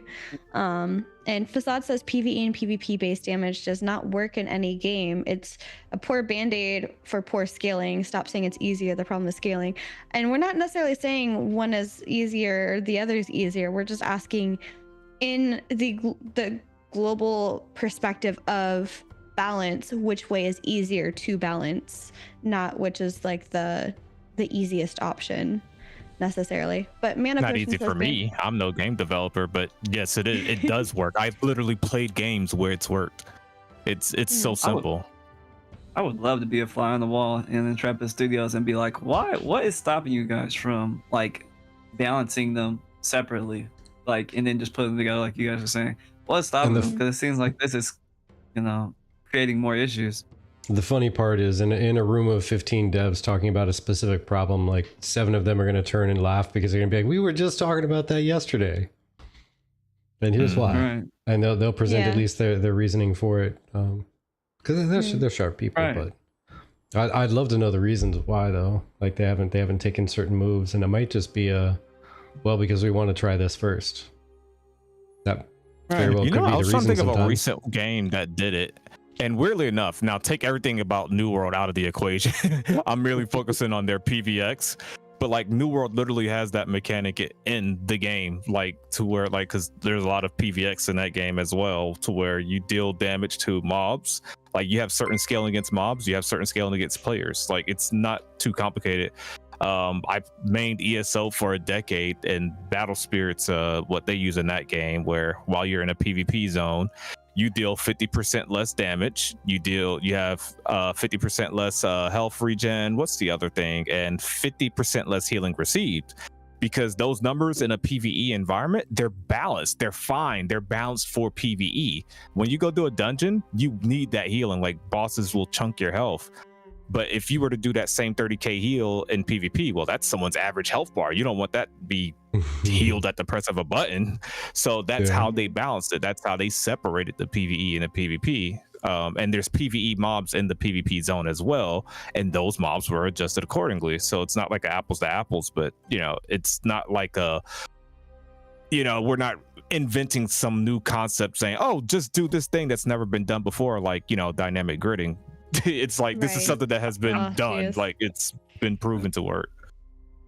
I've also played a game where they balanced it that way too. It wasn't an MMO, but I mean, it was a game that had PvP and PvE. And it was called Dungeon Fighter Online, and they had your damage, like it was based on like your skills. You could either press, I think it was like control, see how much damage you would do with that skill. What was like the scaling for PvE and PvP, and it worked. I mean, the game is like super popular in China still. So I'm like, I'm not sure exactly. And that game was made in like 2004, 5, long time ago. So I'm like, what's the hold up? It's somewhat tougher of an approach because you got to get it done at the foundation level, because Ashes doesn't have the it's easy in concept, but you got to get it done at the foundation level, which can be tough. But once you get it done, it's done. Like Vertec and I was suggesting, like, okay, if it's 20% less damage to other players, if it's 30%, you get that right. Because some games have it easy where they completely separate their PvE and PvP. And when I mean completely separate, they do it like by zones. Like I said, ESO, whenever you're dueling or if you're in a PvP zone, it's 50% less, blah, blah, blah. Guild Wars 2, they went the extra mile. Their skills in a PvP zone sometimes literally do a completely different thing because that's just how it's balanced. Real quick. It depends on the game. Right. That's fair. Real quick, we have Glowies who wants to join us in VC. Vertec, if you're cool with that, I'll go ahead and drag them in. Yeah. Okay. Yeah, I'll let them take my, because I gotta go ahead and head out. Well, thank you so much for giving us your time. Appreciate it. Yeah, thanks for stopping by. Miss your voice. Yes. Yeah. Oh shucks, we trying to make sure I have good drinks tonight. Shucks. Heck yeah, the best. We gotta give you one of these for the way out. Just you. There you Hey. go. And All right. hello, Glowies. Welcome in. Hello. What's up, guys? Hello. we're Oh gosh, talking Glowies about- is here. Glowies is here. Let me leave. Oh, gotta go. Time to go. Just kidding. We're talking Yeah, have a about good one. PvE. You as well. We're talking about PvE versus PvP, and would they be able to just make the PvP damage different than PvE damage, i.e., put like a 40% dampening on attacking another player? And actually, I was gonna say, Facade on YouTube was saying if a player hits 5k damage and a player B hits for like 1k damage, then you nerf PvP by 50%. Player A still hits for 2500. Player B still hits for 500. They still have 5 times power different, from each other. And scaling and stats and mitigation needs to be adjusted to much smaller numbers in scaling. And that's their take on that. And then some people in just trying to catch up with chat, we're talking about, like, Ludo was asking, like, do you really want to hold 2 different sets of damage values in your head during each and every encounter? A lot of people are saying yes, but then he called us nerds.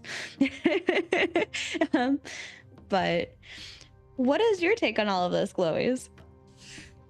I know some games that do that, yeah, where they have, like, when you enter a PvP fight, they'll reduce healing. Like a Star Wars Republic did that, where they would reduce healing when you got to PvP, or some games do like a flat damage reduction. I think that's all cool. They could do that as a fix. I think you guys run the PTR today, yeah. Yeah. And I'll just say this: I hated these changes. Interesting. I do not like this Okay. approach. Well, Given please that do I so. played this game since pre-alpha. Like, what were I the think big it's- what were the big buttons for you? Well, the weird thing is that to me, playing as a bard, right, it virtually felt unchanged playing against like other classes. It kind of just felt the same as it did on prod. I don't understand how that was. That's The how only I felt change with Cleric. felt. Yeah, exactly. So the only change I felt was healing was totally terrible. It was like it was almost undoable to like heal in a fight with somebody 1v1. And basically, if you would play, how the bard works is that you play slippery, right? You get him in a CC, and then you're able to like reset the fight, heal yourself up, and then go back in. I would just die through all my defensives against fighters and rogues, just like I did in prod. I'll just Right. die. And so that's the one thing. I feel like these changes are extremely convoluted and like misguided. I'm not really sure where they're getting their feedback from. I don't know why. To me, a simpler change, like most games do, is just put a soft cap on power. Why not just put a soft cap at like around 250, 300? And then if you keep going over, you get heavily DR'd, just like mitigation. But there's like no soft cap. So people are like at 700 on prod. Rogues are one-shotting now and stuff like that. Why do all this entire new stat squish on everything when the game already felt really good? Like, you guys remember, like a couple weeks ago or a month ago, we got like kind of standard blue gear for one test. The game Right. felt awesome there, just as it is now, just with blue gear, no stat changes. So just soft cap it. This new change, it felt so just pointless, and it also felt almost indifferent and worse somehow. To me, as a bard. At least on that one, I can speak on that one, just mathematically speaking, to be honest. How would you do enchantments if there's a piece of gear that had 1 strength, and you boost it with an enchantment that gives you 1 strength, and then another enchantment that gives you another 1? So you've now tripled the strength bonus on that piece of gear. Yeah, I would say an enchanting change should definitely be done too. So And maybe so that's instead why of that's why one, there was a boost of multiplying it by 10. That way, instead of it adding 1 strength, it's adding 10. But instead of it adding yeah. 10, they reduced it down to 2. So For you're adding, enchanting. like in how it is in live, instead of adding 1 strength, it would add 0.2. But that They would kind feel of and look really swapped them, awkward. I feel like. I have 1.2 strength. You're talking about in the PTR live for 1.2 strength. If you were to reach live, and it stayed how it is in live, and they just said, okay, well, instead of giving 1 strength per enchantment level, we're going to give 0.2 strength. So now I have 1.2 strength when I enchant it once. Yeah. That would look really weird to have like 1.2 strength. It would look weird, but maybe would you consider this idea though as it's not every single enchant increases your main stat every time? What if it was just like enchants 3 on maybe odd numbers or even numbers? That increases the main stat, and the next enchant might increase the off stat. The next enchant might increase the main stat. So it's kind of balanced around all the stats instead of all the stats being risen at once. That could help too. But in the end, just a soft cap of damage can help. And then also the reduction of the DR kind of I guess curve for mitigation would help too. Well, see, to me, then that you would sounds end up so much easier. But with the enchantment, then you would end up bumping into the complaint would then be, well, this one piece of gear is absolutely useless because it has all main stats, and so you have to enchant it in multiples of 4 for it to do any good, and 8 is not enough, and 12 is going to break your gear because insert reason or whatever the balance is. So I'd rather do this other one that has a second finished. What's that? Well, we don't have the gear is meant to go higher with the proper scribing and scrolls where you can enchant it higher. We just don't have that yet. So as a developer, I want to be like, yeah, I'm gonna balance enchanting around +8. That's not really like a smart idea, right? Wouldn't you want to balance it around? That's exactly the problem I'm stating, is that they would just create a piece of gear because they want the gear to be how it is. But if if it only boosts main stats every second or third or fourth even, and it boosts these other stats every other or whatnot, then people are going to say, well, here's the meta. You get this piece of gear and you boost it up to +9 and don't go any further because it's not worth it, because all you're going to do is get a secondary stat. And then this other piece of gear, it's really great as a base piece of gear. If you're just going to get a base piece of gear and not enchant, this is the one you get. Otherwise, throw it in the trash, because you're never going to get really good boost out of it, because you have to push up beyond the safe point of enchanting to get that next main stat. So it's worthless. Don't ever pick it up. Wear it when you find it if it's an upgrade, and if you want to enchant, just throw it in the trash and get something else. And that would be a really weird situation instead of finding happening though, like on prod. Well, you can find good pieces of gear because they have the stats that you want, not because it's useless to enchant. You find the stats that you want, and then you enchant it to the degree that you feel is comfortable for your risk tolerance. And that's it. You find the gear that has the stats you want, and you just enchant it until you're done enchanting, and that's it. Yeah, right now in prod, or in like the real production one, people have, meted it out that attributes is where it's at, like go for attributes because they give you the best, bang for your buck. It's a little different in the PTR now. Well, I don't really mind the enchanting changes in the PTR. The whole point of the PTR is that the weird kind of stat allocations they're doing now. I know they said the big numbers are for better balancing in the future. What were you gonna say? Mm-hmm. I was just hearing you out first real quick, but yeah, I mean that makes sense because I refreshed that Reddit page and somebody says, imagine you have a D6 or a D100 that you broke up into 6 options. You have more granular control on a D100 because there's more there's more results that you can get out of a D100 than a D6. And that's essentially kind of like what boosting these stats up to fine tune them could be. But what I want to kind of get to is you also mentioned the blue gear. The blue gear felt good. And I'm wondering if there's something with the blue gear that feels good, and what's happening when you change that gear to purple. Like what values exactly are changing? What is it, the percentage that's changing? Is it changing too fast? Are there other things that are kind of nerfing or like capping you from being able to reach a full potential by going to the purple from the blue? I feel like there's something there that could be a core issue if blue gear felt great for everybody to play with, but purple gear seemed like you were right back to being nerfed, especially as a tank perspective. All I know is that I think it's because when it gets to around that 300 magic power to 350, stuff starts to exponentially get too extreme on the damage front, right? Not to really mention Rogue is already ridiculous. We can have a whole hours a million conversation about Rogue. Well-designed class, it's cool, but it's just it's too overloaded, unfortunately. And so I won't get into that tangent, but so my kind of like thinking here where I was confused is because that test ago, like the drop down kind of virus test we had when we all had the same gear and we were all dueling for like the whole day. I was fighting one of our more fighters in the guild, and the fight felt super fair and balanced. This was prod. All it was limited. We were kind of limited to around 275 power because that blue gear. But now this is the same exact circumstance. We had the blue gear. Now it's with their new stat change. It was a joke. Like I would just instantly die in one CC rotation from the fighter still. That happens in prod as well with the fighters, like what, 600 physical power? You die in under one CC rotation from them. But it wasn't happening in prod. So I don't know exactly the inner workings of their system and the scaling and the numbers and all that stuff, but what's going on to why that's the case. And the healing is going to be completely butchered right now. I don't understand why my lovely Serenade, with the talent, it heals for 250 a tick with no wound. So that's 1,000 healing on my character. That's 1/4 my health for a 30-second cooldown heal or 25-second cooldown heal. Whereas I was just talking about that specific one to Chibi about how the Serenade with the extra skill tick could take a tank up like half to 3/4 health plus a shield at the end of it. On live right now on prod. Yeah, it's great. It feels great on live.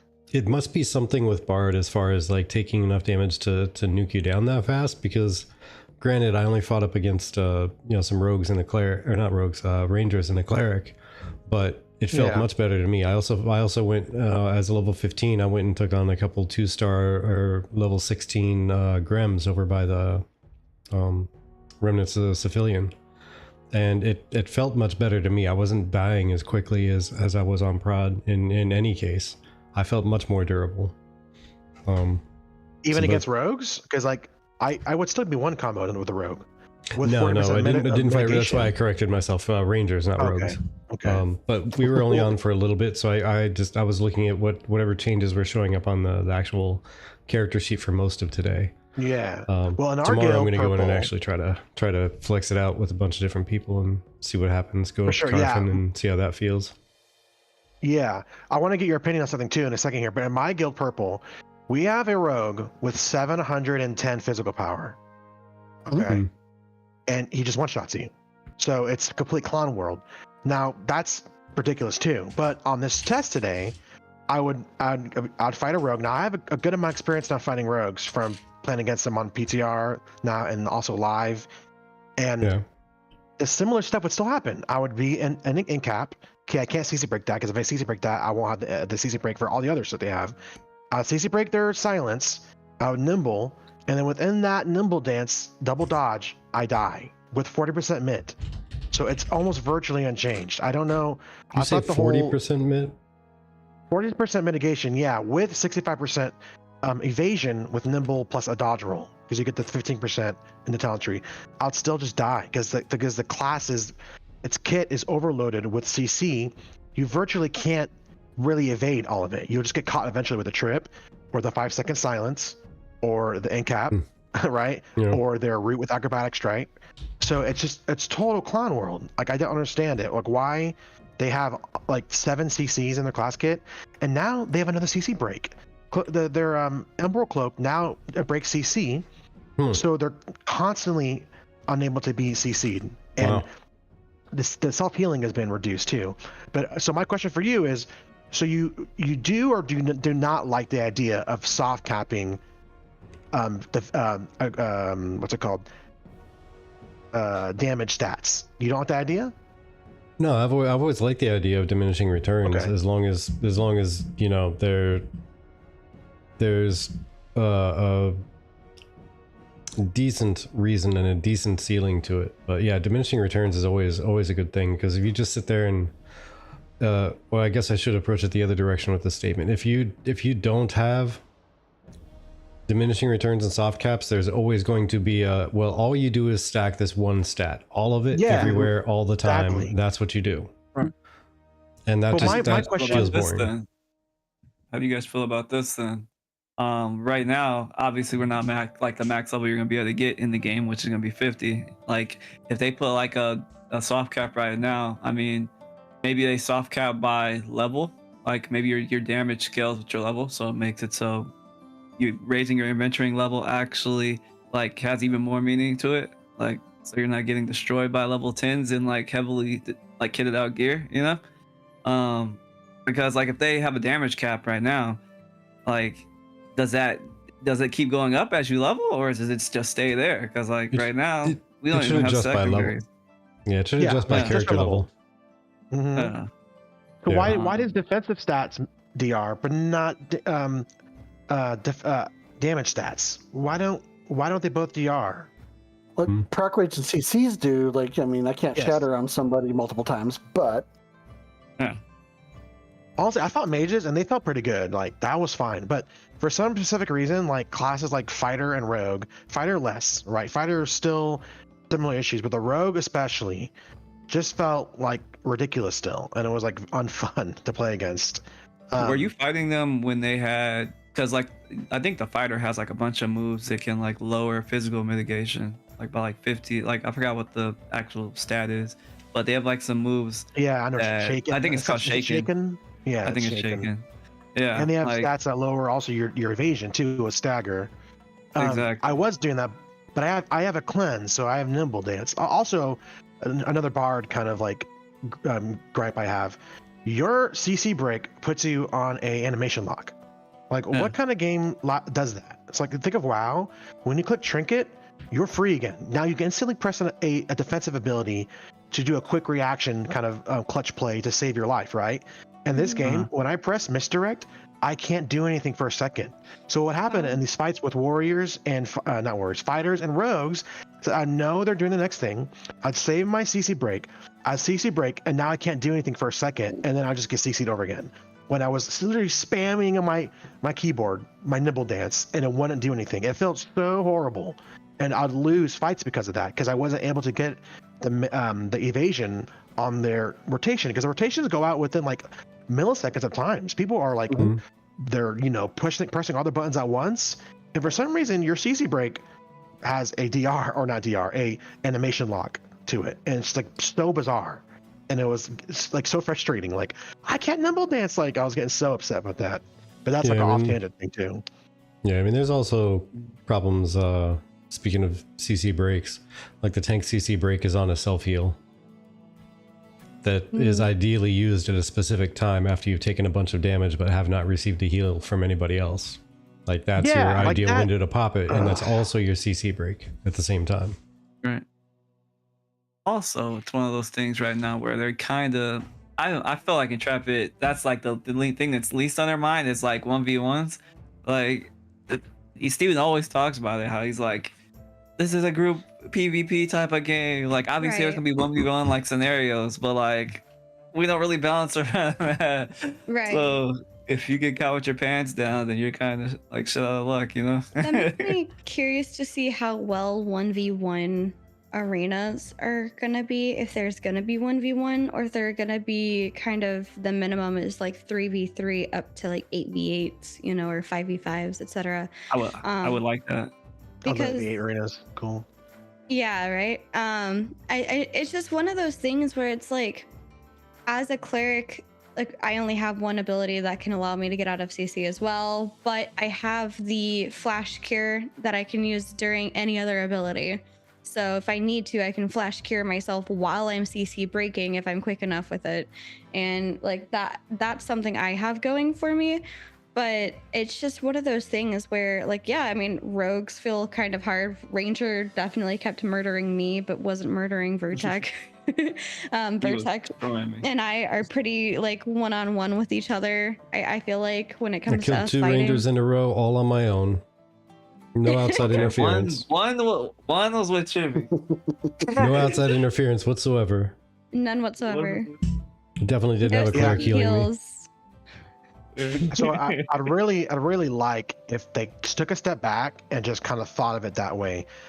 Maybe just like, because right now I really like the game. Like during those node siege tests on PTR when the gear was equalized, it felt really good. Like it was fine. I had fun.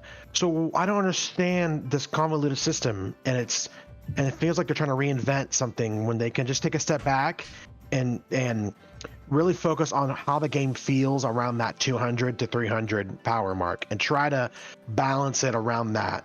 But right now, it's just like they're trying to hammer at everything, and to me, I just didn't like it. I really didn't like it. Yeah, I mean, Fupo even has a point. Like, we don't know what the system's going to look like or plan to be like at level 50. And maybe adding all the extra waterfall stats was a key part. And when they're adding the extra waterfall stats, they found that, you know, they needed to add a 0 to make things more granular. And then, okay, well, let's do a little bit more rebalancing, a little bit more adjustments to bring the system into spec because of future plans. Maybe that's why they were doing this adjustment. And this is still first pass, right? First pass, at least that we're seeing. First pass. Right. And the rogue hasn't been balanced yet. Right. Yeah. And the one thing that I know I would like them to keep in mind is that it's really important to keep end game or elder game design in mind while balancing for this current level. But also keep in mind that there's going to be different PvP activities the whole way up from level 1 all the way up to max level. And it's really gonna suck if it's like so many other games where you go, yeah, if you're a so-and-so, just don't bother PvPing at all until you hit max level. Then you're great. Then you're amazing. Or don't bother the level 20 to 30 range. You're absolutely horrible there. Just don't skip every PvP encounter you can because you're gonna get wrecked every single time without doubt. Yeah. It always sucks to get those like weird bands in the middle. And level 25 is a big band because that's when you get your secondary archetype. If anything, this is the second most important level band to get right. Is as soon as people get that secondary archetype, they need to feel like they're stable where they're at with the primary archetype and the secondary opening up, in my opinion anyway. This is where it's the second most important, second only to the Elder game. Right. So Facade makes a really good point. Blue versus purple, going back to the gear conversation, as Facade has pointed out previously, scaling is the problem, and that includes mitigation. And like all gear is scaling to a high percentage. It feels like it should actually be more of a 25% scale from a common to a legendary, and not over 100%. And I think that speaks to what some of the problem is with TTK. Knowing that if you go from blue gear to purple gear, there's that big difference. But on top of that, if you go from purple gear, base purple gear, to +8 at least purple gear, that is another humongous change in just how you feel when you're fighting. I actually actively avoided PvP encounters as much as I could until I could get at least purple +8s on. Because then I felt like I could actually survive them, and it was more enjoyable for me. Every other time it felt, in my own words, the equivalent of a level 25 hitting a level 10. So like, I am a PvE player. I don't really like PvP. I will engage in group PvP as long as it feels fair and valuable. And by fair and valuable, I mean I have a fighting chance to stay alive if I play correctly, and not someone else got better stuff than me because they plussed theirs to the 9s. And now I'm just like, they look at me and I'm dead. Yeah. I know as far as the scaling thing between different tiers of a certain item, because I was looking at Facade's comment for a while there, but didn't want to like drop an axe in the middle of our conversation until we went to move on. So thank you for bringing it up. But we were just talking about that earlier. Like I think it would feel really good to have a legendary piece of gear of, let's say, a level 10 tier that's enchanted up to the point, like the last enchantment that's 100% chance. That gear right there would carry you and be stronger than a blue of the next tier up. That's what I I'd agree. like to see. Like I agree so too. that drops when you're out and about, or like a really cheap and easy dirty piece of gear you can just get like stupid easy from a crafter is not going to overpower all that time and effort you put into that legendary that you enchanted. But Right. at the same time, if you get a crafter to make you a heroic, that's going to be better than everything. But you have to spend some more time and effort to get more actual like higher tier mats. Yeah. And you're talking about like if the gear is like 1-to-1, like the waterfall stats are like the same, right? Yeah, exactly. Like if it's the same type of gear, it's just a higher tier. It's like the difference between like level 10 and level 20 gear, but like all the stats are either the same or roughly close enough to say that it's basically the same gear. Yeah. Uh-huh. And I mean, Galwood says, I'm so interested in how these waterfall stats might even interact with secondary archetypes, because Mhm. I agree. I think what Fasade's saying, and I want to hear your guys' thoughts on this too. If the difference between common and legendary is only 25% in terms of a power scale, there's also not to even like, don't even miss out on the fact that the higher tier you get of a crafted item, the more waterfall stats you unlock with it, the more like bonus stats you get out of it. So that is also a good driving factor to get as high of a rarity of your item that you're trying to go for, because you want those bonus waterfall stats to get unlocked for yourself. So like Right. that alone is huge in my opinion. And then making sure that that time and effort that you spent crafting this, or like even collecting the items for our PvPers who don't like crafting, who come to me to craft your items for you, like that time and effort that you spent gathering those materials so that I could craft you an item that will last you a long period of time is not something to like sneeze at. That's a big ordeal. And especially if the rumors that I heard are true of the possibility of them having heroic, epic, legendary be dampened the way that hunting has it currently, where you rarely ever get anything higher rarity, as it should be in our opinions. But the more common will be the blue gear, the green gear, etc. Right.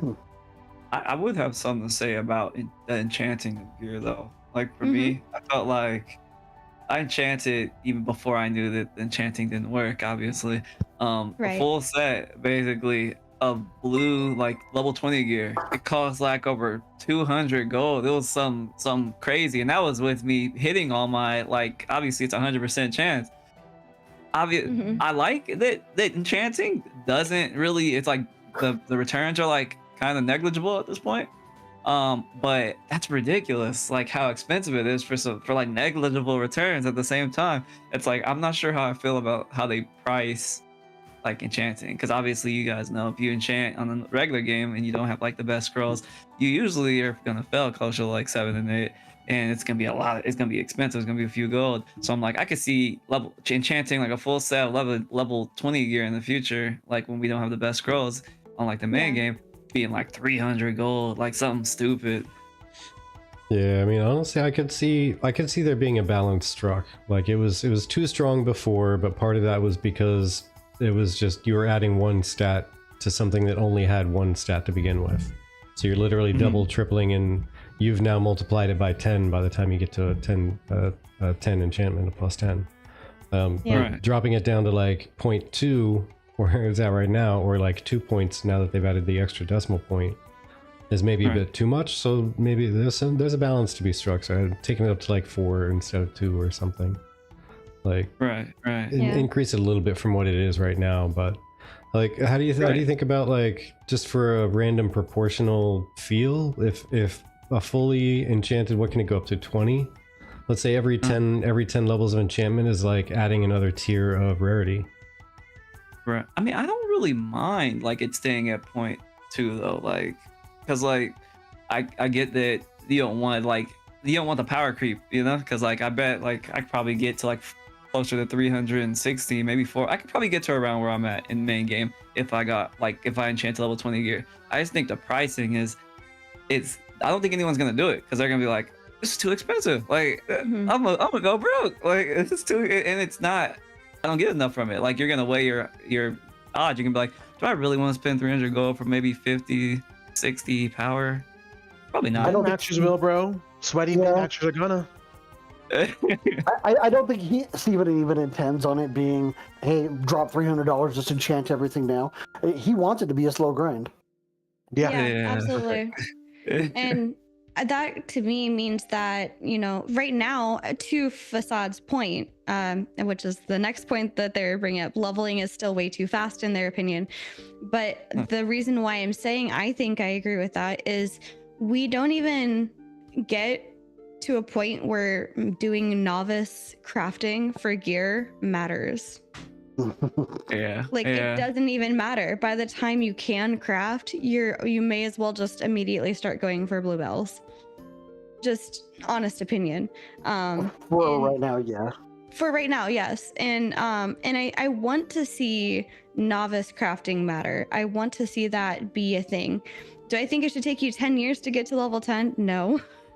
But I think it should take you a long enough time period that it makes sense to still pick up novice gear from a crafter to then carry you until like a good bit into your teens, I suppose, like 15, 16, and then have by that point had enough armor to protect you and allow you to handle yourself until you could get enough items or like materials to get your next upgrades, and slowly begin upgrading up again. Yeah, I have a I slightly agree with that different feel. sorta. Yeah, Oh, I you was go gonna say ahead. that too. So I honestly think that I did actually use a lot of the novice gear for my alts. It was so sick making or getting people to craft for me the level kind of 0 to 10 Sanctus or whatever kind of gear, like at blue or at like epic, and then enchanting it, and made leveling so much better on my alt. Like it was a ton of fun. But I think that's not quite how it's going to work at the start of the server. Eventually, though, once the server is more established, like on launch or maybe actually phase 3, right? You're going to want to actually maybe start seeking out those people to give you that kind of novice gear. But since there's like such a huge rush to level at the start of the game, people are not really focused on crafting. They just want to get the levels and get the max. But for my alts, it was amazing getting that like low level gear, and it just made the whole process so much better.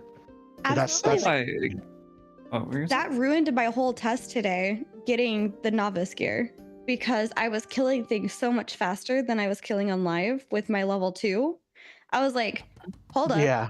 I'm a level 2 and I'm fighting a level 5 goblin as a cleric. In live, I was dying.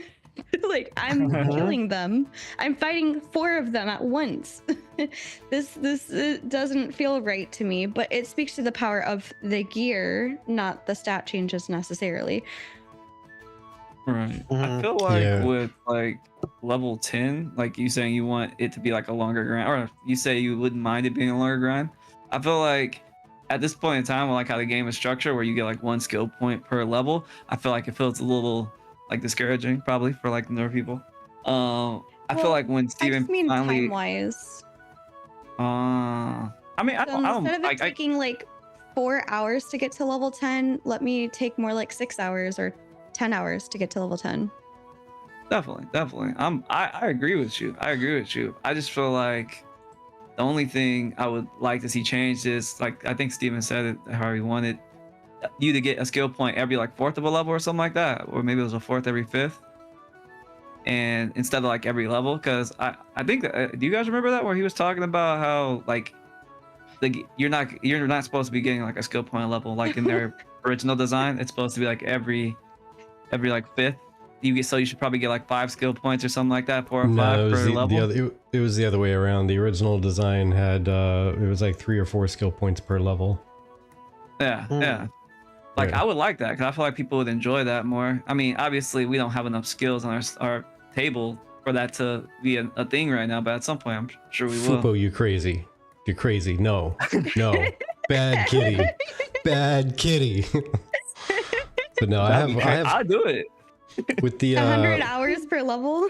With the leveling time, to be honest, I think the leveling time is just fine. I mean, this is level 25. This is level 50.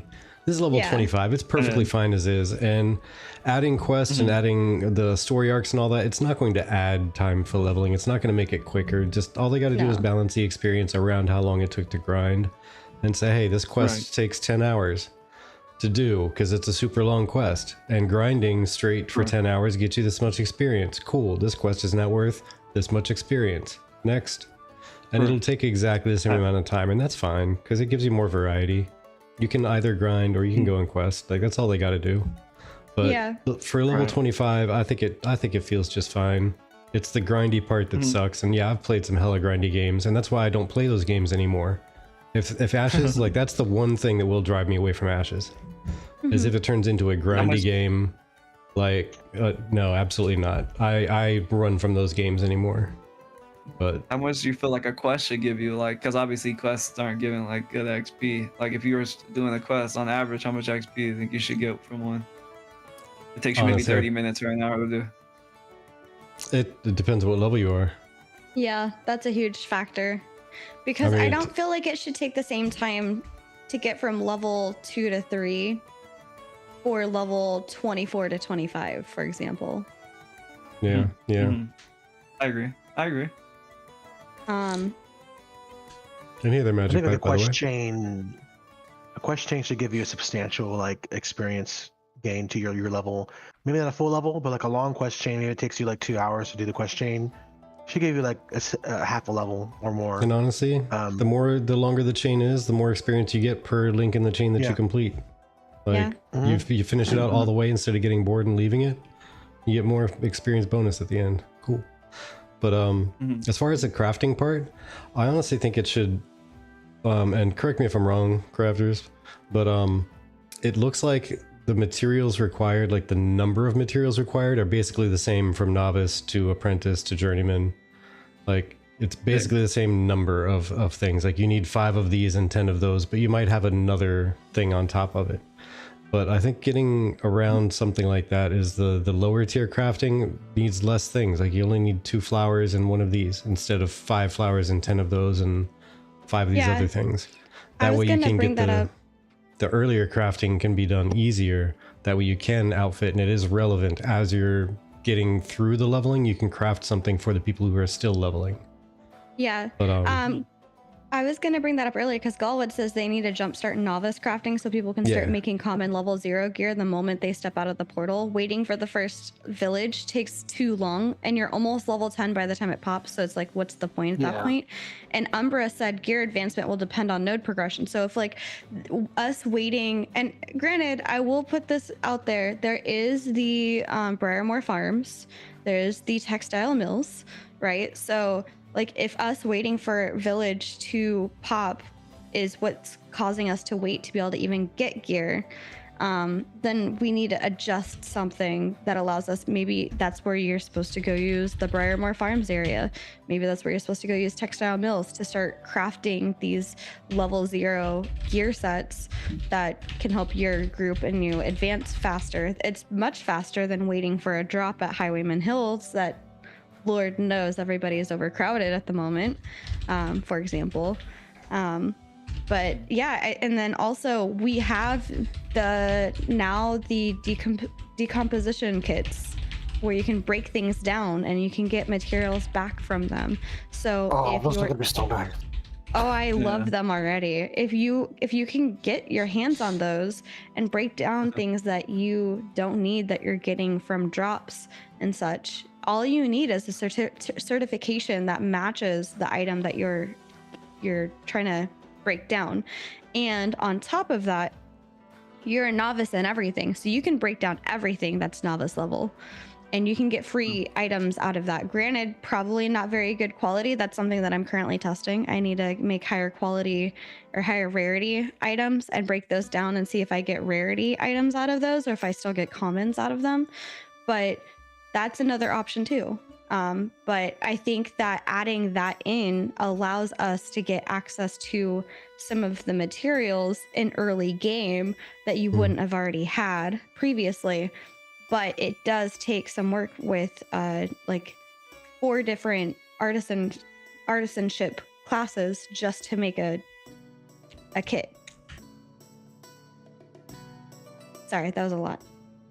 No, you're good. You're good. How difficult do you think those kits, like the decomposition kits, are to make? Do you feel like they need to be more accessible? I think they're or- great. No, I think they're great. They promote trade amongst because you need a alchemist to make the liquid for it. You need a metal worker to break down the copper, and you need a stone masonry to make the grinding stone from granite, and then you need an arcane engineer to put those three things together to make the kit, and that gives you one kit gives you 12 uses at the moment. The fun part on that is you have to have the skill to craft that weapon in order to break it down. Yeah. Okay. But if you're novice in everything, so level 0. Wait, one more You time. can You say break you have down to have everything. the skill. Like, let's say I'm trying to break down a sword. I need to have, let's say it's certification. level 10 one.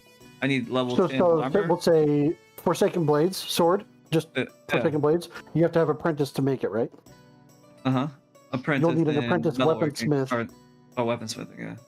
Apprentice Yeah, you have to be an weaponsmith apprentice and a kit from weaponsmith to break it TV down. to break it down. Dang, Mhm. that's And interesting. the best part about this, though, is there's going to be a market for it because you're going to have people saying, hey, we need crafters to come to Highwayman Hills.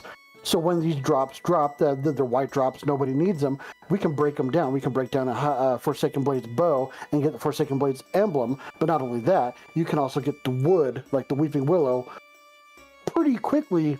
You know, we'll say even before we got a wood shop up to tier 2.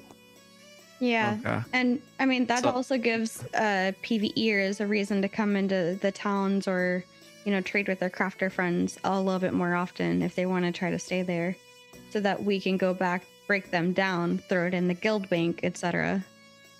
Does it only work for like armor and like weapons and bows? Like, let's say I'm a carpenter. Can I use it on Rings, pieces of bows. like caravans and stuff like that? I haven't tried Oh, that because I haven't tried that was yet. not high enough level in that to try it with, but I did try it on daggers. I did try it on clothing, and I was able to see there's one screen that shows you what the potential outcomes are, and then when you decomp them, you get a random. There's an RNG of any up to all of them or just one item. So. For example, my example that I gave with the daggers, you can decomp a dagger, and options give you 4 copper, the basalt weapon mold, and then I forgot what like the other item was, but if you got the copper, you always got 4 copper, but you could get all 3 of those when you decomp it. Interesting. Yeah. I wonder how that works for like name stuff. Let's say I'm using a hoodwinked earrings. Can I get the hoodwinked wood and piece back? I'm curious to try that. And I'm also curious to see what a higher rarity of that decomp kit does. If you get a rare or a heroic, does that increase the rarity? Is it kind of like maps where you need like a higher rarity decomp kit to get the higher rarity item back? These are questions that I'm asking myself for testing. Right. Honestly, these are questions I feel like everyone needs answers to. Yeah. Asking the vital There's not questions been out a here. server wipe or a new server. We are talking about, they just did a big upgrade recently to the server where they added rogue, sieges, decomposition kits, and relics to the nodes. So yeah, there's a lot. Used a rare kit for the necklace. Oof, Umbras, I'm sorry. I am sorry on that one. But, I mean, think about that. Like, you go and you kill Snar and you get a blue necklace, and you use a blue decomposition kit as an apprentice. That's Yeah, 4 or but 5 he got one blue common. No. He did it or on an both. uncommon Doomsday necklace and got one common cut ruby out of it. Oh. Ooh. Yeah. Yeah. That's right. They kill. The feelings. Yeah. You think that would Things drop we the do for price of testing. like those items? Like, let's say a bunch of people, there's also a bunch of bad Doomsday necklaces on the market, and someone just decomps them and gets a bunch of the gems, like the rare material Oh gem from it. yeah. Like, would that destroy the market? Like for like Heck, like Doomsday Gems. I mean, heck, at least it wouldn't be camped 24/7. That's true. That's true. Well, I'm like, huh, how is that? How's So that gonna affect maybe a the chance of getting the gem then. I mean, Yeah, it'd be I a would say- chance. It's just a chance at getting the gem. yeah. If it's one of multiple, like let's say it's one of 3, you have 1 in 3 chance. Yeah. So you could of getting remove the 10 from gem. the market and end up getting maybe 2 or 3 gems from it. So you put maybe 2 of them back on the market at a higher crafted quality, and then you equip the 1 because that's what you were there for. Yeah. You could flip a Right. profit, yeah.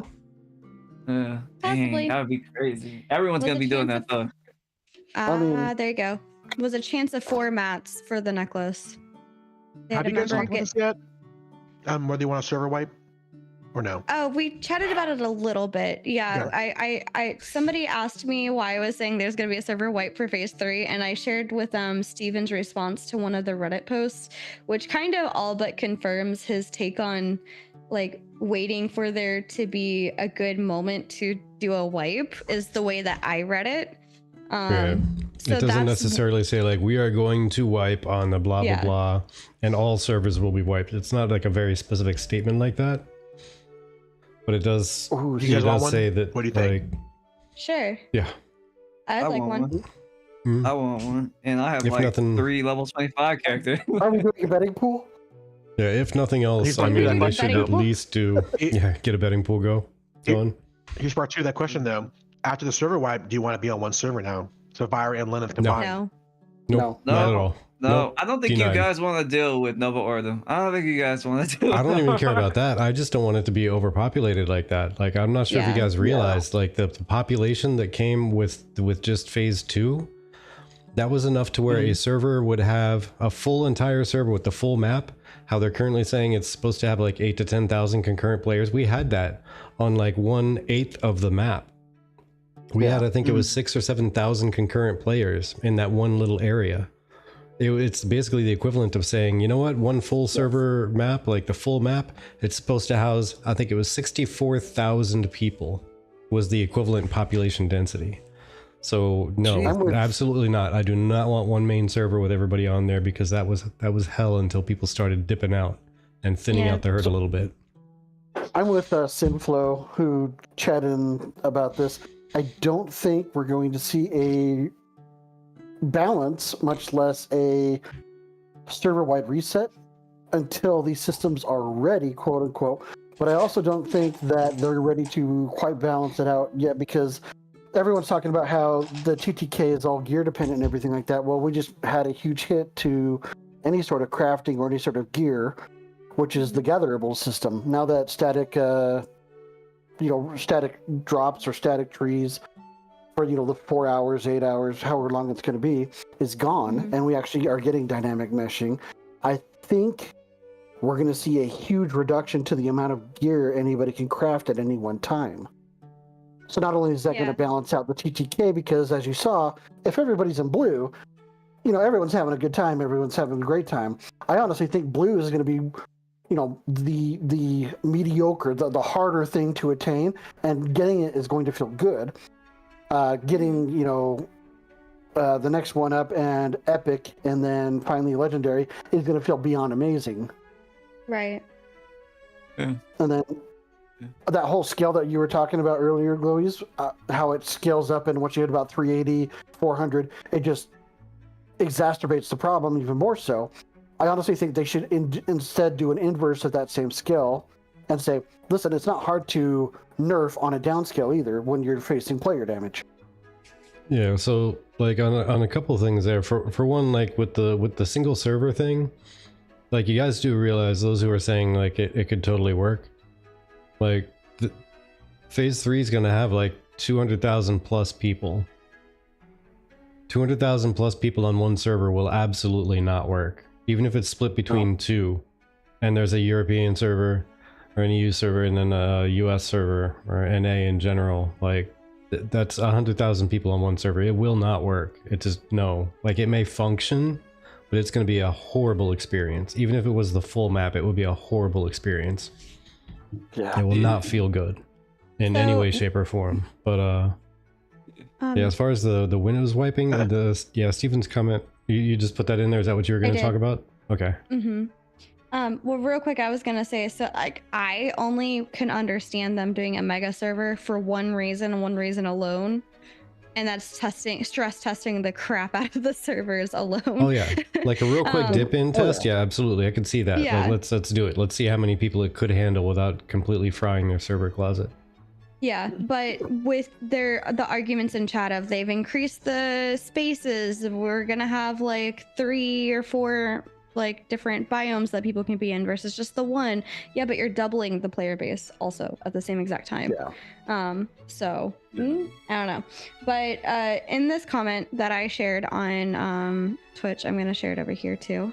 For YouTuber peoples, the reason why I keep saying that I feel like there's going to be a wipe in phase 3 is Droogle ended up having a Reddit post to live the game needs a wipe, or at least an item wipe, and Steven's response a month ago says, as we progress in phase 2, this data helps us with balance, feature prioritization, loop iteration, and more. While this period may be a bit painful, it is important to remember that we are watching and making changes to address issues the testing audience is experiencing. At this stage, it is more beneficial for us to allow the current state of phase 2 rather than wipe. As we approach phase 3, we will try to have addressed most of these pain points so that a wipe will be beneficial in creating new data. And then he did like the strength and prayers. So, are you guys familiar with the kind of game community sentiment right now, to where if there was a fresh server, not a wipe, a lot of the guilds have kind of actually already agreed to go in the fresh server together. So I'm pretty sure Federation wants to go in the server together. Yeah. Envious, Polar, all Ghost Town. they all want to go. But so what's going to happen is that like Lilith and Vyra are going to be pretty like barren, because all the mega massive guilds that create a lot of the content and guild wars and PvP, they're all going to jump ship onto the fresh server together because they want to PvP each other. They want that big Zerg versus Zerg crazy battle over the map and control of all the biomes. So like actual pirates will probably go, Federation is probably going to go, Polar and Envious are going to go, Nova Ordum is going to go. They're all going to go collide on these, like on that one fresh start server, which I kind of like, honestly. I'm having a lot of fun thinking that, kind of imagining how that system's going to work. I think it'll be that'd be cool. Data point too. Yeah. That being said, I would like to stay on a server that has a lot of smaller guilds making alliances and having more intricate gameplay instead of just mass Zerg v Zerg. You know, death, PvP everywhere, and getting killed, getting your caravan destroyed every single time you run it, and having the people say, you're welcome for the content. It's not content, man. You're killing me. I can't do anything else now. Thanks. Yeah. I feel that. Don't you think that's more representative though of the final end product potentially? So when the game's out and we have the, well, I mean that's kind of how you hope not. So what do you hope? Like, what I hope is that it's going to be based off your zone. So if you're kind of a more player like you, maybe the zone that you like and the kind of biome is more of like, it's more chill there. People have more reliance in that biome. That vassal might be cool, but maybe on like the Vanguard continent, it's complete freaking Wild West chaos. But the thing is that naturally lives in the server. It's not just like one server is all a bunch of people who hate PvP, and then one server is all the PvP crazies. It's let the system create an ecosystem naturally in the game world, to where you don't really want to go mess with these guys on their part of the map because they're just trying to be chill. And you don't see an endless war on one continent spreading over because one guild is finally like, you know what? Let's just go take that other node over there. Nobody's actually using it. They're just sleeping on it. They're running caravans all day. Let's just take that. We can run caravans all day, and then we'll get our guild bigger, and then we'll come over here and trounce all these people over here. And then now that continent's not chill anymore. Yeah, but to me that sounds fun. I know that's not fun to you, but to me that sounds fun. That sounds like a natural progression. And it's kind of how the world worked. Like the world worked like in history, right? You had these warring crazy tribes trying to take out weaker, smaller ones, and then that empire would fall eventually one day, and then that creates an interesting kind of server storyline, in my opinion, than just having like, okay, this is kind of the dedicated, unofficial PvE server where no one wants to fight each other. To me, I like the idea of, if there is like a crazy bandit guild that wants to ruin everyone's experience, the whole server could go to. That happened literally on Vyra 2 days ago. The whole server literally banded together and took out like 15 Polar Envious caravans at the Fallen Forge because we're just sick of them being able to do these free caravan runs and then gank everyone else trying to get in the tropics. That was a natural occurrence in the game. So we all took out together. It was Genesis, it was Purple, it was Barcode, it was all these guilds. It was incredible. The footage is on the Virus server if you want to see it.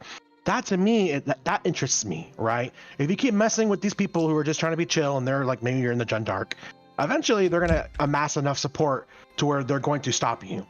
And that to me sounds interesting, just personally. Yeah, but from my understanding, I haven't been on Vira, but from my understanding, like all the guilds that you mentioned, none of them were like just trying to be chill, like ever. That's how it came across to us over on Linux, by the way. Yeah, this is like we've had people migrate over from Vira talking about, man, I haven't been killed in 10 levels. People just say hi. This is fucking crazy. I know. My guild has. We won our election in Azmoran, and we have a policy to where any kind of person that launches caravans from our node gets protection from Purple, and that was part of our agreement when we were running, and we won.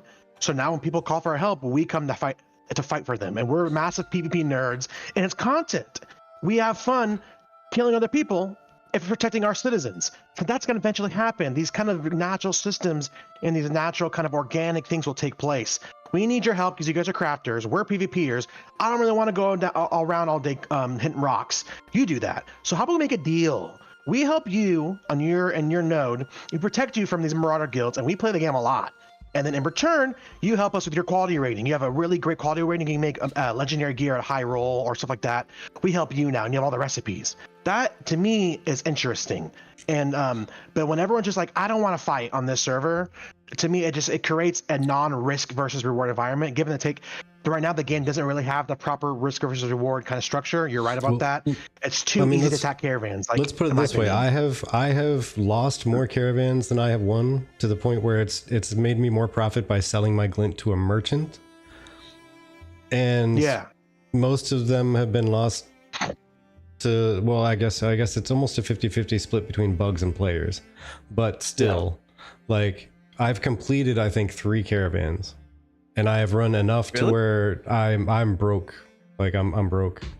Yeah. If I don't get it, bad experience with the bug. Yeah. If I don't get a bug where my caravan literally disappears, then my caravan gets just destroyed as I'm traveling across the map, and that is not fun at all to me. I've quit running caravans. I don't run them anymore. I just sell them to merchants. I think I saw you last time when you were. Can I tell the story about the fabled Armand on our server? There's a crafter named Armand on Vira who has like 900 armor smithing rarity quality, and he had all the Revidian pieces no one else could get. He had a huge list. This guy's a crafter of people he could call to defend his caravans because that was their guy. So whenever you try to get Armand, he would freaking sneak his way out, and you'd have a million sweaty PvPers come to his aid and literally wipe it. That happened to us, our Purple. We were trying to attack his caravan, and he had all these friends because he is the crafter for them. He's like, "Can you help me out? Can you help me out? Okay, I made this gear for you. Next time, how about you look the other way when I'm running my caravan?" You have to live in this world, and you have to know how to talk to people, make deals with people, figure out when's the right day to run, where's the incorrect routes to run.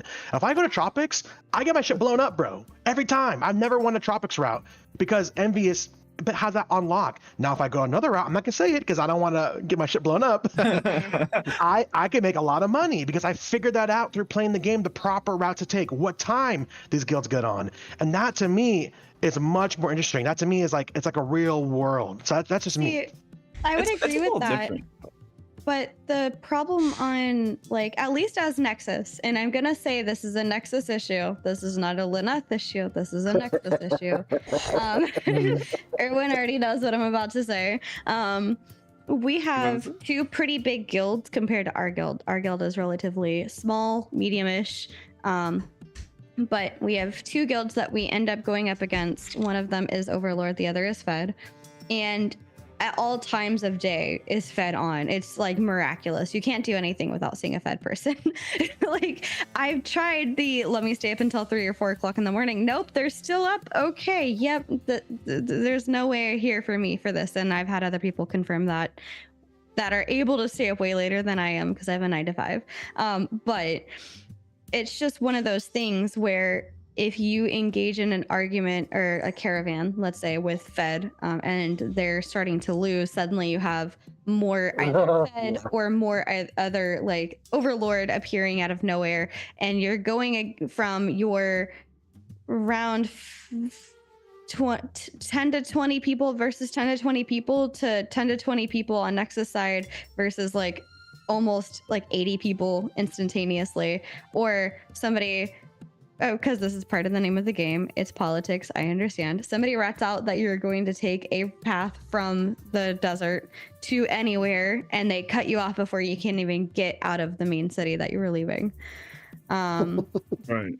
But it's just one of those things like I honestly think I'm just unlucky myself personally, because I don't know of anybody else who's lost as many caravans as I have, and I've taken some sneaky paths. I've tried running caravans at all times of day, all times of night, and I've hit more bugs than many other people do. The bugs they hit are like they got teleported to Carfin. Yeah, that sucks. Sorry to hear about that. Yeah, my caravan disappeared.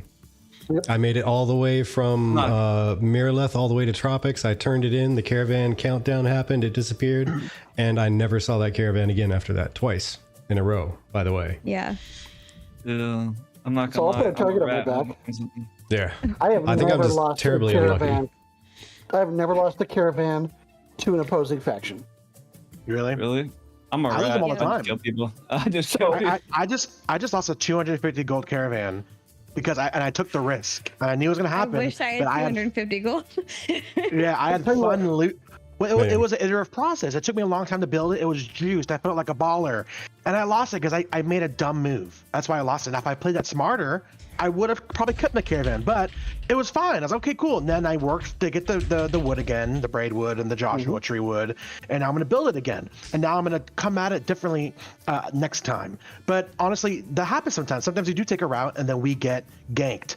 Now, the good thing is that I'm in a PvP guild, so we can call on people to, slay the gankers and clip them, and it's a lot of fun. But I understand that if you're a crafter or that kind of stuff, that, or maybe someone's I need to not rephrase that, actually. orientated. I have Yep, that's me. I have lost 2 caravans, and then both of them, or one was Braidwood, the other one was Willow, and that was due to Care Bear Day. Yeah. Yeah. Oh, yeah, that's what happened to Vertec too. That was the And last time I what- ran a caravan. It disappeared on Care Bear Day, where nobody was going to be attacking a caravan. I got like 1/5 of the way across the map, and my caravan exploded. It just disappeared. Yep. So I tapped out from that point remember- forward. I said, "Okay, I'm done. I'm done." Remember, you don't have to complete your caravan right. So sometimes what we do is we know if it's getting hot out there, and we see Oh yeah, I know. Lineker Yeah. or we see this guild, we turn it into this and we wait the whole night maybe, and the next morning, then we take it to the next part, and we take it slow, right? Yeah, And, I tried that. I tried to run a caravan over the course of 4 days. Now, are you doing it alone as well, or are you doing it with allies? It's like, bro, in Nova Order, they're up Both. at like 4 a.m. like Pacific time because they're in Brazil. Like it's like 10 a.m. Yeah. for them. Yeah, I had two. yeah. I had 2 caravans destroyed where we were running like one was like a 20 caravan line, and another was, I swear to Bob, we had like 40 caravans like in a line, just going. We should have See, that puts a target on your back. So we take a smaller group, so you're less juicy looking, Yeah, right? what do they we've got on run- them? Yeah, we also ran some 2, 3, 5, and 10 man caravans. I've tried to run some on my own. The one where I took like 4 days to try to run it, that was by myself. But I went from like node to node. I would hop as soon as I got close to another node. I'd just turn it in and just wait, because I had a bunch of people who would run past me and see me. a fun story, Billy's. Yeah. I did a stealth caravan run from Winstead, which is the home of the Fed, through through Halcyon, which is the home of the pirates on our server. And as I'm going south down to Jova, which is Stoic, I drunkenly fell asleep, and I just kept going. And I woke back up along the coast of the lake, still unattacked. Woke back up, realized what was going on, and was still able to jump back in the water and make it to Nuela. That's crazy. I That kept is you the alive. differences between our servers. I kept you alive during the snooze time, by the way. Oh, yeah. Yeah, you ran right into a rock. Which and news time? Um, it was maybe it's the one you're talking about, maybe not, because it was you're running into a rock because you just left Jova and you're basically passing Hall's adjudication. No, maybe it was Care Bear Day, but yeah, you just left Jova and you're going past Hall's adjudication and you like snoozed and drove directly into a little hill and sat there. And the only reason I even knew that is because you were in voice chat and you were streaming, and we were watching you, and we saw you walk right into the hill. We were like, hey Erwin. We started hitting the soundboards and like whistling in the mics and everything, and just nothing. Yeah. So I took my happy butt over there and I started like smashing all the loudest skills I could. I was taunting bears and minotaurs and fighting them right next to your caravan. Until I eventually logged out. Yep. How to like wake up your friend in game. Yep. We tried. Or how not to, I guess. They learned then that I don't have soundboards enabled at all in Discord. I think they are the most worthless thing in Discord, but that's my opinion. So. My favorite thing, my most memorable thing with the caravan so far has been when we were trying to teach somebody how to do a caravan. So there was like 10 of us because they were like very scared. And somebody was like, why are there so many of you around that caravan? And I was like, nah, this caravan legit is like nothing of interest to you, I promise. But they were like, why do you have so many? Like, because it's our crafting friend who's scared of doing caravans. So we're making them feel comfy. Yeah. But you go ahead and be suspicious. You'll enjoy your plethora of common rocks and sticks. There was one time we got Clover out, and Clover's just like, "Oh, it's just 3 whites, it's just 3 whites." And we're like, "Yeah, she's definitely running guild commodities." So we killed her. And, police stole it and put it in, parked it somewhere, and then we ran it the rest of the way. But it's part of the game. Yeah, I'm excited for when people are actually running like caravans that don't have commodities in them and they actually have material. Like someone's transporting iron or some material that's like indigenous to like the Riverlands, to like some node far away. Cause I love the crowbar system. Like I'm a rat with it. Like I'll see someone killing a caravan, I'm like, you know what? Let me just wait for them to kill that shit. And I'll just come in and I'll freaking crowbar it. I'll be like, eventually the map will be large enough to where if Fed spots you, they're not going to be able to call 20 people to you. It's going to take 2 hours to get to you, right? Yeah, but that's the thing you got to keep in mind though, is like the current population that's on the servers is probably roughly how the population density is going to be with a full map. There's going to be a Fed that close to you. There's going to be an overlord, there's going to be a polar, there's going to be whatever spread across the map, and it's going to be about as population dense as it is right now. That was actually the segue that I was trying to get back to, because somebody was asking, going back to the whole, but like, don't you want one mega server, et cetera, and I'm like, no, because the amount of people that we had at the beginning of phase 2 was the amount of people for the entire map, but we had 1/10 of it, so. But you don't know if every guild is going to operate like that kind of marauder kind of sense. We don't know. But it didn't even have to be at that point. We didn't even have an issue with Fed or anybody. Like it was just the number of people in such a tight space. I was just like, ooh, no. But think about how profitable it would be for a guild that literally just wants to murder ball it around the entire map and just look for caravans and take them out and drop it at the nearest node nearby. And let's run it to the next one. It was going this direction, so it's got to be profitable to go this direction to the next node. Drop it off and murder ball the rest of the map. If people did that in our caravan for purple, it would be a very long war. If they try to go to our node and just marauder our people, we would get a lot of people to help us. Now we're allied with some other guilds too, and we would stop that, right? But that happened because we needed the support from crafters to win this node. So I actually did the deal. I'm the diplomat in my guild. I said we will protect your vans, right? So that to me would happen when the game releases, right? Let's say it's a contested election. and you need to strike a deal with the crafter, strike a deal with the people who don't want to PvP. For your vote, in return, we offer protection. For your crafts, we offer protection. For your vassalship, we offer protection. Allow that system to organically take place. It's just not in the game yet, right? Because we don't have the vassalships right now. We don't have the access to the amount of nodes they have right now. We don't have all those. We don't have the access to like really rare recipes and high quality crafters to where like this one person, right? Vertec is the only guy that can make you that sweet max roll legendary weapon. Now, am I gonna want to gank Vertec now if I see him? You know, oh, that's the guy who can make my bow. I'm gonna think twice if I'm gonna destroy his caravan, because I want to make my bow and have it look nice and shiny. But if I kill you, you can say, I'm not making your damn bow. Fuck you, right? And that would happen, right? Exactly. I was Crazy, like, that was gonna be my thought, because I do alchemy and tailoring, so I'm like, I remember you. I'm not too enthused about you. Right. So no. You gotta have collateral, and that's a big thing, you know, especially with caravans. Like me, I love going to caravans, and I don't like killing caravans because I want people to make money. I just I extort them myself. I'd be like, hey, Give me 5 gold, I'll pass be me quiet. 5 gold. Basically, I'll look away. Like I might even escort you to the place, so you know I'm not like slimy. Like Yeah. I talked about this last time too. I think once the caravan PvP system is a little more fleshed out, because right now it's too easy to attack.